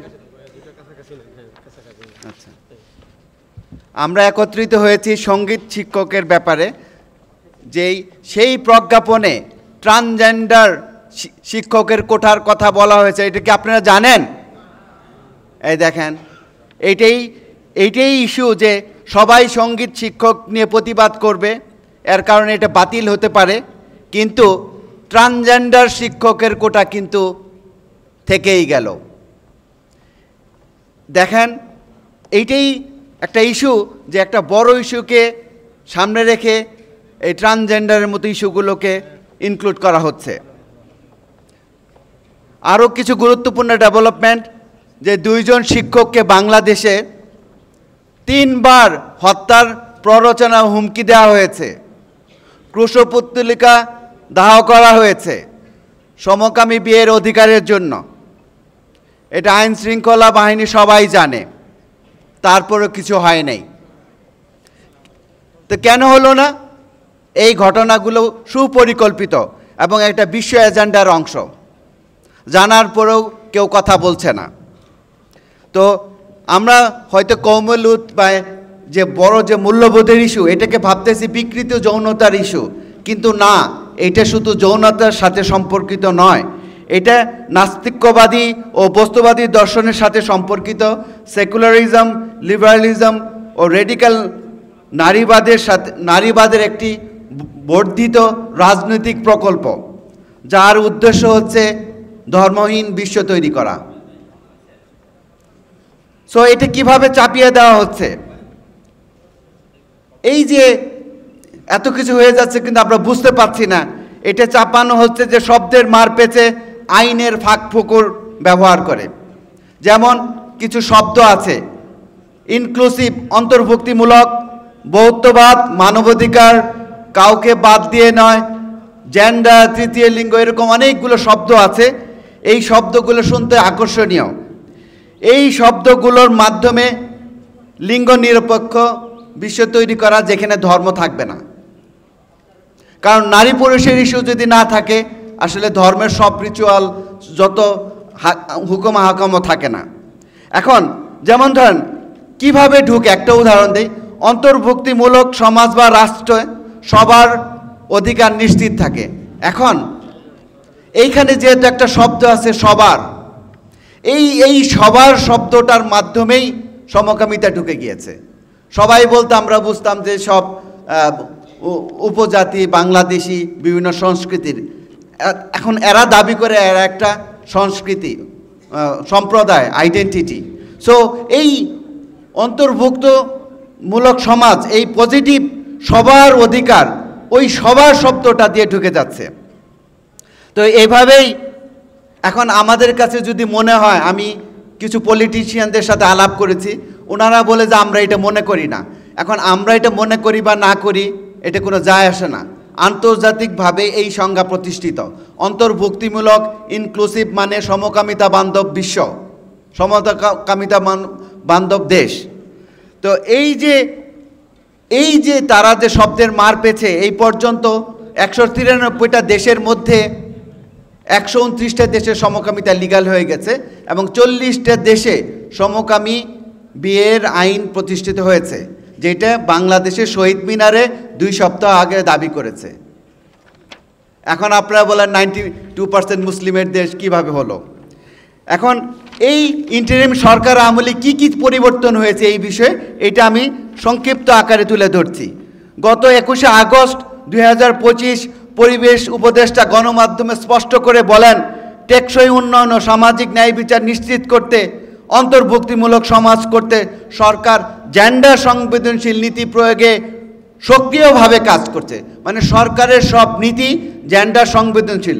জেন্ডার মানেই সমকামিতা। এখন জেন্ডার মানে হচ্ছে মনস্তাত্ত্বিক। আমরা ভাবতাম জেন্ডার মানে ছেলে ও মেয়ে, কিন্তু জেন্ডার মানে 100টা, 100-র অধিক হইতে পারে। এটাকে লিঙ্গ বৈচিত্র্য বলে, এটা একটা শব্দের মারপ্যাচ।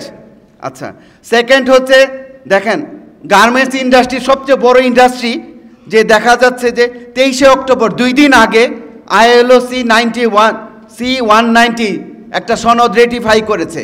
এই সনদ রেটিফিকেশনের মাধ্যমে এই হয়রানি মুক্ত পরিবেশ, কর্মপরিবেশ তৈরির ব্যানারে, মানে গার্মেন্টস ইন্ডাস্ট্রিতে যত কর্মপ্রতিষ্ঠানে সমকামিতা বান্ধব করার প্রেক্ষাপট তৈরি হয়েছে। এখন বায়াররা চাইলে তারা চাপ প্রয়োগ করতে পারবে যে আন্তর্জাতিকভাবে তোমরা তো অ্যাকসেপ্ট করেছো। সেকেন্ড, জলবায়ু সংক্রান্ত যত নীতি আছে, ক্লাইমেট চেঞ্জ, জলবায়ু নীতি, সবগুলো জেন্ডার সংবেদনশীল বা LGBT বান্ধব করা হচ্ছে, সরকার রিপিটেডলি বলছে। 3 নম্বর, সবচেয়ে গুরুত্বপূর্ণ, সংবিধানে যে মানুষের আইডেন্টিটি নারী পুরুষ, সেটাকে চেঞ্জ করে নারী সংস্কার কমিশনে বলেছে জেন্ডার আইডেন্টিটি, মানে লিঙ্গবাদ, মানে সমকামিতা। সংবিধান সংস্কার কমিশনে একটা শব্দ অ্যাড করেছে, 2টা শব্দ দেখেন, বহুত্ববাদ আর লিঙ্গ। নারী পুরুষ ধর্ম লিঙ্গ নির্বিশেষে, লিঙ্গ যদি নির্বিশেষে হয় মানে জেন্ডার এখানে 100টার মতো আছে, তার মানে লিঙ্গ বৈচিত্র্য। এখন সবাই তো বলবো বহুত্ববাদ বাদ দেওয়ার জন্য, কিন্তু লিঙ্গ কিন্তু থেকেই গেল।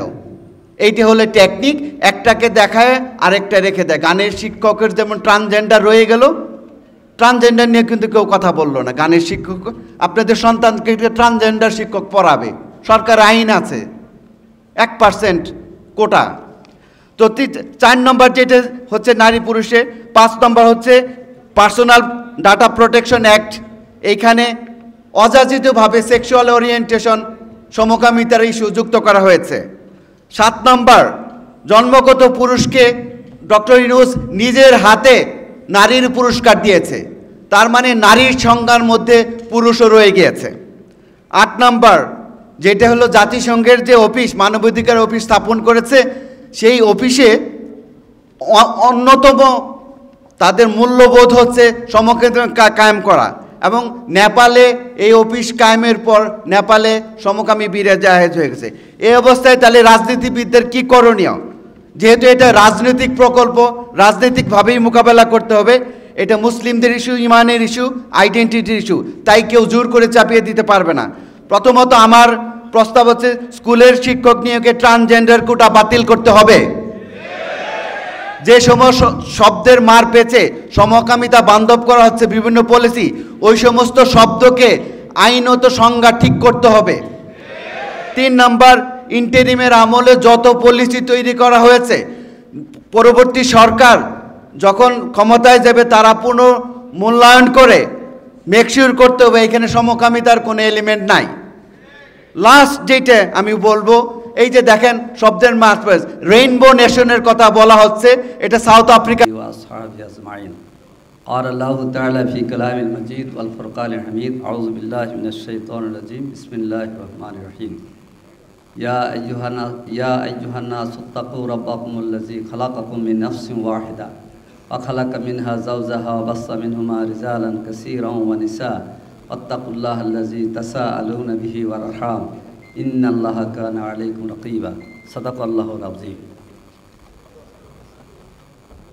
আজকে প্রাথমিক বিদ্যালয়ে ধর্মীয় শিক্ষক নিয়োগ এবং ধর্মীয় মূল্যবোধ পরিপন্থী যাবতীয় সিদ্ধান্ত বাতিল শীর্ষক আজকের এই আলোচনা সভার জনাব সভাপতি, উপস্থিত জাতীয় নেতৃবৃন্দ, ইতিমধ্যে আমাদের মাঝে উপস্থিত হয়েছেন সরমায়ের ফিরসা হুজুর, আজকে উপস্থিত রয়েছেন এখানে বিএনপির স্থায়ী কমিটির সদস্য জনাব সালাউদ্দিন আহমেদ, জামাত ইসলামী সেক্রেটারি জেনারেল সাবেক এমপি অধ্যাপক মিয়া গোলাম পরওয়ার, বাংলাদেশ খেলাফত মজলিসের সম্মানিত আমির আল্লামা মামুনুল হক, খেলাফত মজলিসের সম্মানিত মহাসচিব ডক্টর আহমদ আব্দুল কাদের সহ নেতৃবৃন্দ এবং সেমিনারে উপস্থিত প্রিয় ভাইসব, অত্যন্ত চমৎকারভাবে সংক্ষিপ্তভাবে লিখেছেন কিন্তু তথ্য সমৃদ্ধ বিষয়গুলো উপস্থাপন করেছেন সাবেক সচিব কারিগরি মাদ্রাসা শিক্ষা বোর্ডের ডক্টর মোহাম্মদ কবিরুল ইসলাম। আমি আজকের এই সেমিনারে বলতে চাই, ঘুমিয়ে আছে শিশুর পিতা, সব শিশুরেই অন্তরে। আমাদের সচিব সাহেব বলেছেন, আর রাশি ওয়াল মুরতাশি কালাহুমা ফিন্নার,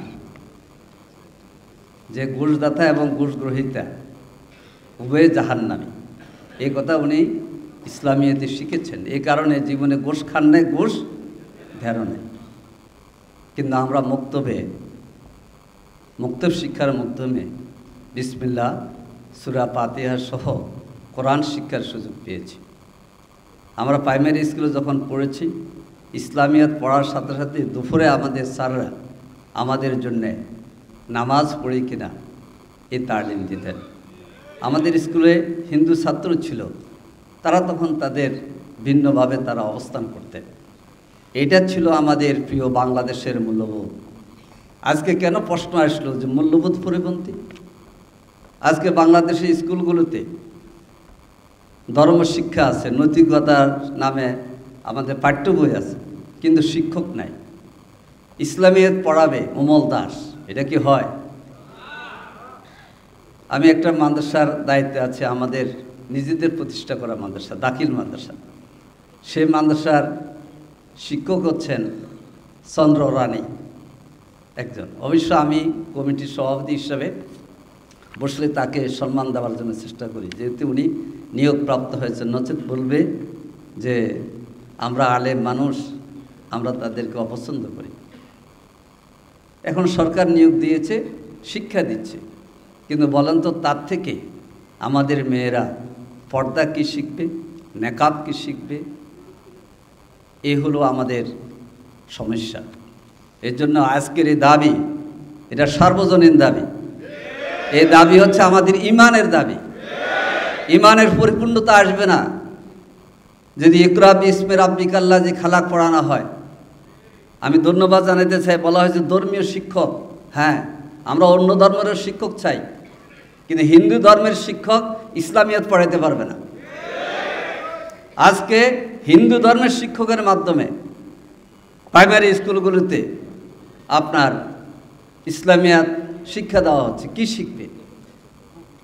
আজকে আগে ক্লাস 8-এ আমরা দেখেছি ইসলামিয়াতে আমাদের 40টা হাদিস থাকতো,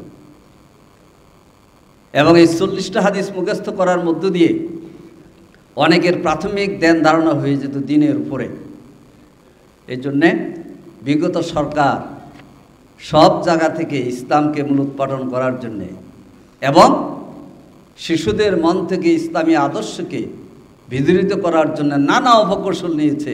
সেটারই অংশ হচ্ছে যে প্রাইমারি স্কুলে ধর্মশিক্ষা থাকার পরও শিক্ষক নিয়োগ দেন নাই, বরং তাদের পায়ে তার অংশ হচ্ছে গানের শিক্ষক নিয়োগ দেবে, ধর্মীয় শিক্ষক, ইসলামীদের শিক্ষক নিয়োগ দেবে না। এটা আমরা চাই না। আমরা এই অন্তর্বর্তী সরকারের কাছে দাবি জানাতে চাই, অনতি বিলম্বে প্রাথমিক বিদ্যালয়ে ধর্মীয় শিক্ষক নিয়োগের প্রজ্ঞাপন দিতে হবে এই সরকারকে। আমি আজকে আহ্বান জানাতে চাই, আসুন আজকের এই স্টেজে বাংলাদেশ বসে আছে, কি বলেন? অতীতে যারা দেশ শাসন করেছেন, বর্তমানে যারা জাতির নেতৃত্ব দিচ্ছেন, সবাই আজকের এই স্টেজে আমরা সবাই মিলে কমন কথা বলবো, কোনো দলের কথা না, যে আমার ঈমান, আমার দেশের মূল্যবোধ, দেশ রক্ষা করতে হলে ঈমান প্রয়োজন আছে। সেজন্য সম্মিলিত কণ্ঠে আজকে আমাদের জাতীয় নেতৃবৃন্দ থেকে আমরা কথা শুনব। এবং এই দাবি কোনো দলীয় দাবি নয়, কোনো ব্যক্তির দাবি নয়, কোনো সাম্প্রদায়িক দাবি নয়, এটা সম্প্রীতির দাবি। আসুন সবাই মিলে আমরা এই দাবি আদায়ে, আমার ভাই আবরার বলেছে, ওয়াজাহিদু ফিল্লাহ হাক্কা জিহাদি, জিহাদের সর্বাত্মক হক আদায় করার জন্যে যতটুকু শ্রম সাধনা আমাদের করতে হয়, জীবন দিতে হয়, আমরা প্রস্তুত থাকবো ইনশাআল্লাহ। আল্লাহ হাফেজ। বাংলাদেশ জিন্দাবাদ। দেশের সকল প্রাথমিক বিদ্যালয়ে ধর্মীয় শিক্ষক নিয়োগের দাবি এবং জাতীয় শিক্ষায় মূল্যবোধ পরিপন্থী সকল সিদ্ধান্ত বাতিলের দাবিতে আয়োজিত আজকের এই জাতীয় সেমিনারে উপস্থিত দেশের সব ঘরানার প্রথম সারির রাজনৈতিক দলসমূহের জাতীয় পর্যায়ের নেতৃবৃন্দ, ধর্মীয় নেতৃবৃন্দ এবং উপস্থিত সুধীমণ্ডলী, আমরা 90% মুসলমানের দেশ। এখানে মুসলমানদের পাশাপাশি আরও বিভিন্ন ধর্মাবলম্বীরা এখানে বসবাস করে। আমরা বিগত অন্তর্বর্তীকালীন সরকারের 1.5 বছরে আমরা স্পষ্টভাবে দেখতে পাচ্ছি যে ইতিপূর্বে প্রায় 15-16 বছর মাইনরিটি তাদেরকে দিয়ে যে খেলা খেলেছে, আজকে 1.5 বছরের বাস্তবতার মাধ্যমে সেটা যে সম্পূর্ণ বানানো নাটক ছিল, খেলা ছিল, সেটা আজকে বাস্তব ভিত্তিক সেটা প্রমাণিত। এবং ইসলাম সব ধর্মের যে নিরাপত্তা দিয়েছে, সব ধর্মাবলম্বীর ধর্ম পালনের যে নিরাপত্তা এবং গ্যারান্টি দিয়েছে, পৃথিবীতে দ্বিতীয় কোনো ধর্ম নেই যে ধর্ম এই নিরাপত্তা দিতে পারে। সেটাও আমাদের বাংলাদেশ ইতিমধ্যেই সেটা নজির স্থাপন করতে সক্ষম হয়েছে। এছাড়াও পৃথিবীতে এর আরও অনেক নজির রয়েছে। কিন্তু দুঃখজনক বাস্তবতা যে আজকে আমরা সংখ্যাধিক্য হয়ে সংখ্যালঘুর আচরণের শিকার আমরা হচ্ছি।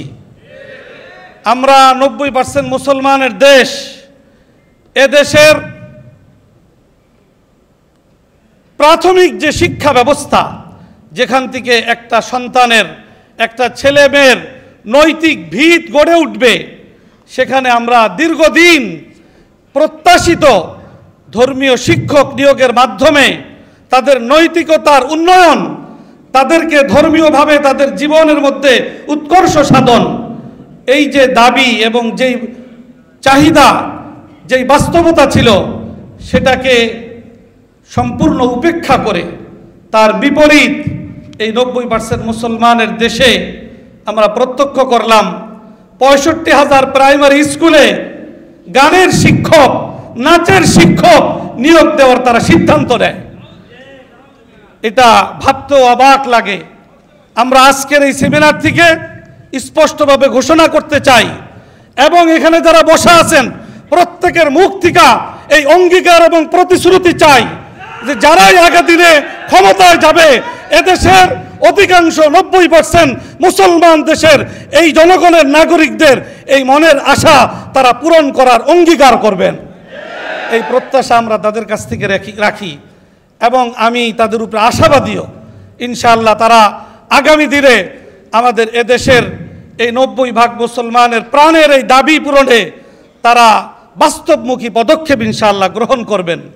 সেই সাথে আমরা খুব সুস্পষ্টভাবে বলতে চাই, বিগত ফ্যাসিস্ট আমলে শুরু হওয়া সেই ট্রান্সজেন্ডার এবং সমকামিতার যে দুর্বিসন্ধি, আমরা প্রত্যাশা করেছিলাম যে জুলাই 24 বিপ্লব পরবর্তী এটা সমূলে ধ্বংস হবে, উৎখাত হবে, কিন্তু আমরা ব্যতিক্রম দেখছি আগে যেটা করতে সাহস পায় নাই, তারা আজকে প্রজ্ঞাপন জারির মাধ্যমে সেই সাহস তারা দেখাচ্ছে।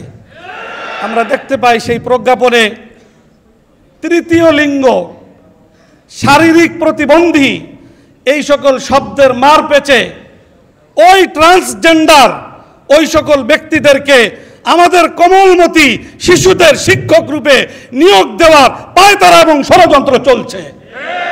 আমরা ইনশাআল্লাহ স্পষ্ট ভাষায় ঘোষণা করতে চাই, এই 90% মুসলমানের দেশে এই অলীক কল্পনা, এ সকল সুদূর প্রসারী ষড়যন্ত্র ইনশাআল্লাহ কখনো বাস্তবায়িত হতে দেব না ইনশাআল্লাহ।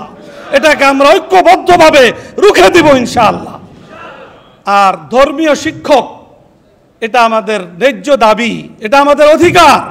90% মুসলমানের দেশে ছোট শিশুরা তারা শিশুকাল থেকে ধর্মীয় মূল্যবোধ তাদের মধ্যে তৈরি হবে, এটা তো আমাদের ন্যায্য দাবি। এই দাবি পূরণের জন্য আমাদেরকে কেন মাঠে ময়দানে আন্দোলন সংগ্রাম করতে হবে? এটা তো স্বাভাবিকভাবেই আমরা এই দাবি প্রাপ্ত, এই অধিকার আমরা সংরক্ষণ করতে পারি, এই অধিকারের হকদার আমরা। অতএব আমরা আশা করব যে বর্তমান অন্তর্বর্তীকালীন সরকার তার যতটুকু সময় আছে এর মধ্যে তারা ইতিমধ্যে যে ভুলগুলা করেছেন সেইগুলা সঠিক উপলব্ধির মধ্য দিয়া সেইগুলাকে শুধরাবেন। আর আগামী দিনে যারা ক্ষমতাসীন হবেন তারা আগের থেকে অঙ্গীকার করবেন এই জাতীয় অধিকারের বিষয়গুলা, যথাযথ বিষয়গুলা তারা যথাযথভাবে বাস্তবায়নের জন্য অঙ্গীকারাবদ্ধ হবেন। সাথে একটি কথা বলি আমার আলোচনা শেষ করব। এখানে অনেক জাতীয় নেতৃবৃন্দ বসা আছেন। ধর্মীয় শিক্ষক নিয়োগ দেওয়ার ক্ষেত্রে ধর্মীয় শিক্ষক প্রকৃতপক্ষে তাকেই বলা যাবে যে প্র্যাকটিক্যাল ধার্মিক, তাকেই আমি ধর্মীয় শিক্ষক বলতে পারি। ধর্ম সে জানলো শুধু, তার নিজের জীবনে চর্চা করলো না, তাহলে সে ধর্মীয় শিক্ষক হওয়ার নৈতিকভাবে অধিকার রাখে না। প্র্যাকটিক্যাল প্র্যাকটিসিং ধার্মিক ব্যক্তি আমি দৃঢ়তার সাথে বলতে পারি এদেশে প্রায় 50,000 কওমি মাদ্রাসা তারা প্র্যাকটিসিং ধার্মিক তৈরিতে যে অনন্য ভূমিকা রাখছে, অন্য কোনো প্রতিষ্ঠান সেই ভূমিকা রাখতে সক্ষম হচ্ছে না। আমি দৃঢ়তার সাথে বাস্তবতার নিরিখে এই কথা আমি বলছি। অতএব ধর্মীয় শিক্ষক নিয়োগ দেওয়ার ক্ষেত্রে কওমি মাদ্রাসা থেকে দাওরা হাদিস সম্পন্নকারী যাদেরকে মাস্টার্স এবং আরবি ভাষায় মাস্টার্সের সমমান, ইসলামী স্টাডিজ এবং আরবি ভাষায় মাস্টার্সের সমমান স্বীকৃতি দেওয়া হয়েছে, তাদেরকে বিশেষভাবে এই ধর্মীয় শিক্ষক পদে ওই সার্টিফিকেটের বলে নিয়োগ দেওয়ার মাধ্যমে আগামী দিনের আমাদের সন্তানদের, আমাদের মুসলমান ছেলে মেয়েদের নীতি নৈতিকতা এবং ধর্মীয় মূল্যবোধ তৈরি করার ক্ষেত্রে আমরা যদি ভূমিকা রাখতে পারি, সেই ধরনের একটি সুন্দর পরিবেশ যেন আমরা গড়ে তুলতে পারি, সেই আহ্বান রেখে আমার আলোচনা সকলকে ধন্যবাদ জানিয়ে এখানেই শেষ করছি। ওয়া আখিরু দাওয়ানা আনিল হামদুলিল্লাহি রাব্বিল আলামিন। ওআইসির সদস্য 57টি দেশের মধ্যে আমরা দ্বিতীয় বৃহত্তম মুসলিম দেশ। আপনারা জানেন যে এই শিক্ষা ব্যবস্থাকে ফ্যাসিস্ট জালেম হাসিনা সরকার 16 বছরে সম্পূর্ণভাবে ধ্বংস করে দিয়েছে এবং বিশেষ করে ইসলামী শিক্ষা, কোরআন সুন্নাহ শিক্ষাকে একেবারে শেষ করে দিয়েছে। স্কুল, কলেজ, ইউনিভার্সিটি, প্রাথমিক বিদ্যালয়, হাই স্কুলে কোথাও নাই। যা আছে সেটা ওই শিখ, ইচ্ছা হইলে পড়তে পারেন আর ইচ্ছা হইলে নাও পড়তে পারেন, এই অবস্থায় রাখছিল। সেখানে দেখেন এই ডক্টর মোহাম্মদ ইউনূস আমাদেরই ফসল, আমাদের আন্দোলনের ফসল, তিনি এসে ওই আপনার নাচ গানের শিক্ষক নিয়োগ দিতেছে, অথচ ধর্মীয় শিক্ষক তিনি দিচ্ছেন না। এ ব্যাপারে আলোচনা করছি, বলে যে আমার পুরো ফ্যামিলিতে সব ইসলামী, আমার মা তাহাজ্জুদ পড়ে, আমার ভাইরা আলেম, ডক্টর ইউনূস সাহেব নিজে বলতেছেন, তা আমিও তো ইসলামকে পছন্দ করি। ঠিক আছে, কিন্তু আমরা মুখে দেখি কিন্তু বাস্তবে দেখি উল্টা। এখানে নাচ গান আমাদের যে সংস্কৃতি তাতে কোনো ছাত্রছাত্রী নাচ গান করে কি বলেন, করে না। তারা ভোরবেলা কোরআন শরীফ পড়ে, আমার মা বোনরা ভোরবেলা কোরআন শরীফ পড়ে, নামাজ পড়ে। তাহলে প্রাথমিক শিক্ষায় যদি আপনার কোরআন এবং সুন্নাহর শিক্ষা না থাকে, যদি ইসলামী শিক্ষা না থাকে, তাহলে শিখবে কোত্থেকে? যে আগে মক্তব ছিল, মসজিদে মক্তব ছিল, সেখানে সবাই পড়ছে আলিফ বা তা সা, সেখানে প্রাথমিক শিক্ষাটা শিখছে, 40টা হাদিস মুখস্থ করছে, নামাজ কীভাবে পড়বে সবগুলো শিখছে, সেগুলো নাই। এই জন্য আজকাল দেখতেছি আমরা ইউনিভার্সিটি থেকে নাস্তিক বেরোইতেছে মুসলমানের ছেলেরা, নাস্তিক বেরোচ্ছে মুসলমান, তারা নামে মুসলমান, আব্দুল করিম রহিম সব ঠিক আছে, কিন্তু কাজ করতেছে ইসলাম বিরোধী নাস্তিকতাবাদ, হিন্দুত্ববাদ নিয়ে তারা কাজ করে। যার প্রমাণ আমাদের ফ্রি প্রাইমারিগুলোতে আপনি দেখেন হিন্দু শিক্ষক দ্বারা আমাদের ইসলামী শিক্ষা তারা দিচ্ছে। এমনকি মাদ্রাসায় পর্যন্ত, দাখিল মাদ্রাসা আপনার ইসের ওই ফরিদপুরের, সেখানে আপনার ওই সুপার, দাখিল মাদ্রাসার সুপার দিচ্ছে হিন্দু, সেটা নিয়ে অনেক কিছু হয়েছে, তারপর উল্টো করছে। এই পর্যায়ে পৌঁছে গেছিল দিনকে ধ্বংস করার জন্য। আমাদের কথা হচ্ছে দ্বিতীয় বৃহত্তম মুসলিম দেশ, 92% মুসলমানদের দেশে আমাদেরকে ধর্মীয় শিক্ষা, ইসলামী শিক্ষা বাধ্যতামূলক ফ্রি প্রাইমারি থেকে শুরু করে আমাদের ইউনিভার্সিটি পর্যন্ত দিতে হবে, এর কোনো বিকল্প নাই। কারণ আমরা মুসলমান, আমাদের এক কোরআন, এক আল্লাহ, এক রসুল, আমাদের এক জান্নাত, আমাদের ভাষা কোরআনী ভাষা, আরবি ভাষা কবর থেকে শুরু হয়ে যাবে। সেই আরবি ভাষার কথা বলা, মান রব্বুকা মান দিনুকা মান নবিয়ুকা, এখান থেকে শুরু হয়ে যাবে সওয়াল জবাবে। সেহেতু আমরা মুসলমান, এটা সে কোরআনী শিক্ষাকে, রসুলের শিক্ষাকে বাধ্যতামূলক করতে হবে। আজকের এই সেমিনার থেকে এইটাই আমরা এক আওয়াজ এক করতে বলতে চাই। সংগ্রামী তাওহীদি জনতা, আজকাল আমাদের এই শিক্ষাকে যারা যত ষড়যন্ত্র করুক, পাশের যে ভারত ষড়যন্ত্র করতেছে, কিন্তু আমাদের মূল মন্ত্র হয়েছে ইসলাম এবং সুন্নাহ, কোরআন সুন্নাহ। এইটা যদি না ধারণ করি, এই দেশ স্বাধীন থাকবে না, ওই ভারত আমাদেরকে নিয়ে খেলবে, তার মতবাদ সে চাপাই দেবে। সেহেতু আসুন সবাই বুঝি যে আমাদের কোরআন সুন্নাহকে ধারণ করে, তাওহীদকে ধারণ করে, আমাদের আগামী প্রজন্মকে ইসলামমুখী করে। ইনশাআল্লাহ আগামীতে যাতে করে ইনশাআল্লাহ তারা সমস্ত সুদ, ঘুষ, দুর্নীতি, যত চাঁদাবাজি সব বন্ধ করে, তারা যেন এক একজন ইসলামের সৈনিক হয়ে তারা এদেশের দিক নির্দেশনা দিতে পারে। তারা যেন এদেশের প্রশাসনের সব জায়গা থেকে, এখান থেকে সমস্ত দুর্নীতি এবং সমস্ত অন্যায় অবিচারকে চিরতরে মিটাইতে পারে। এই ধরনের আমরা প্রশাসনে এই ধরনের আল্লাহওয়ালা এবং ওই ধরনের যারা দিনদার, তাদেরকে আমরা চাই। আল্লাহ রাব্বুল আলামিন সবাইকে কবুল করেন। আসসালামু আলাইকুম ওয়া রাহমাতুল্লাহ।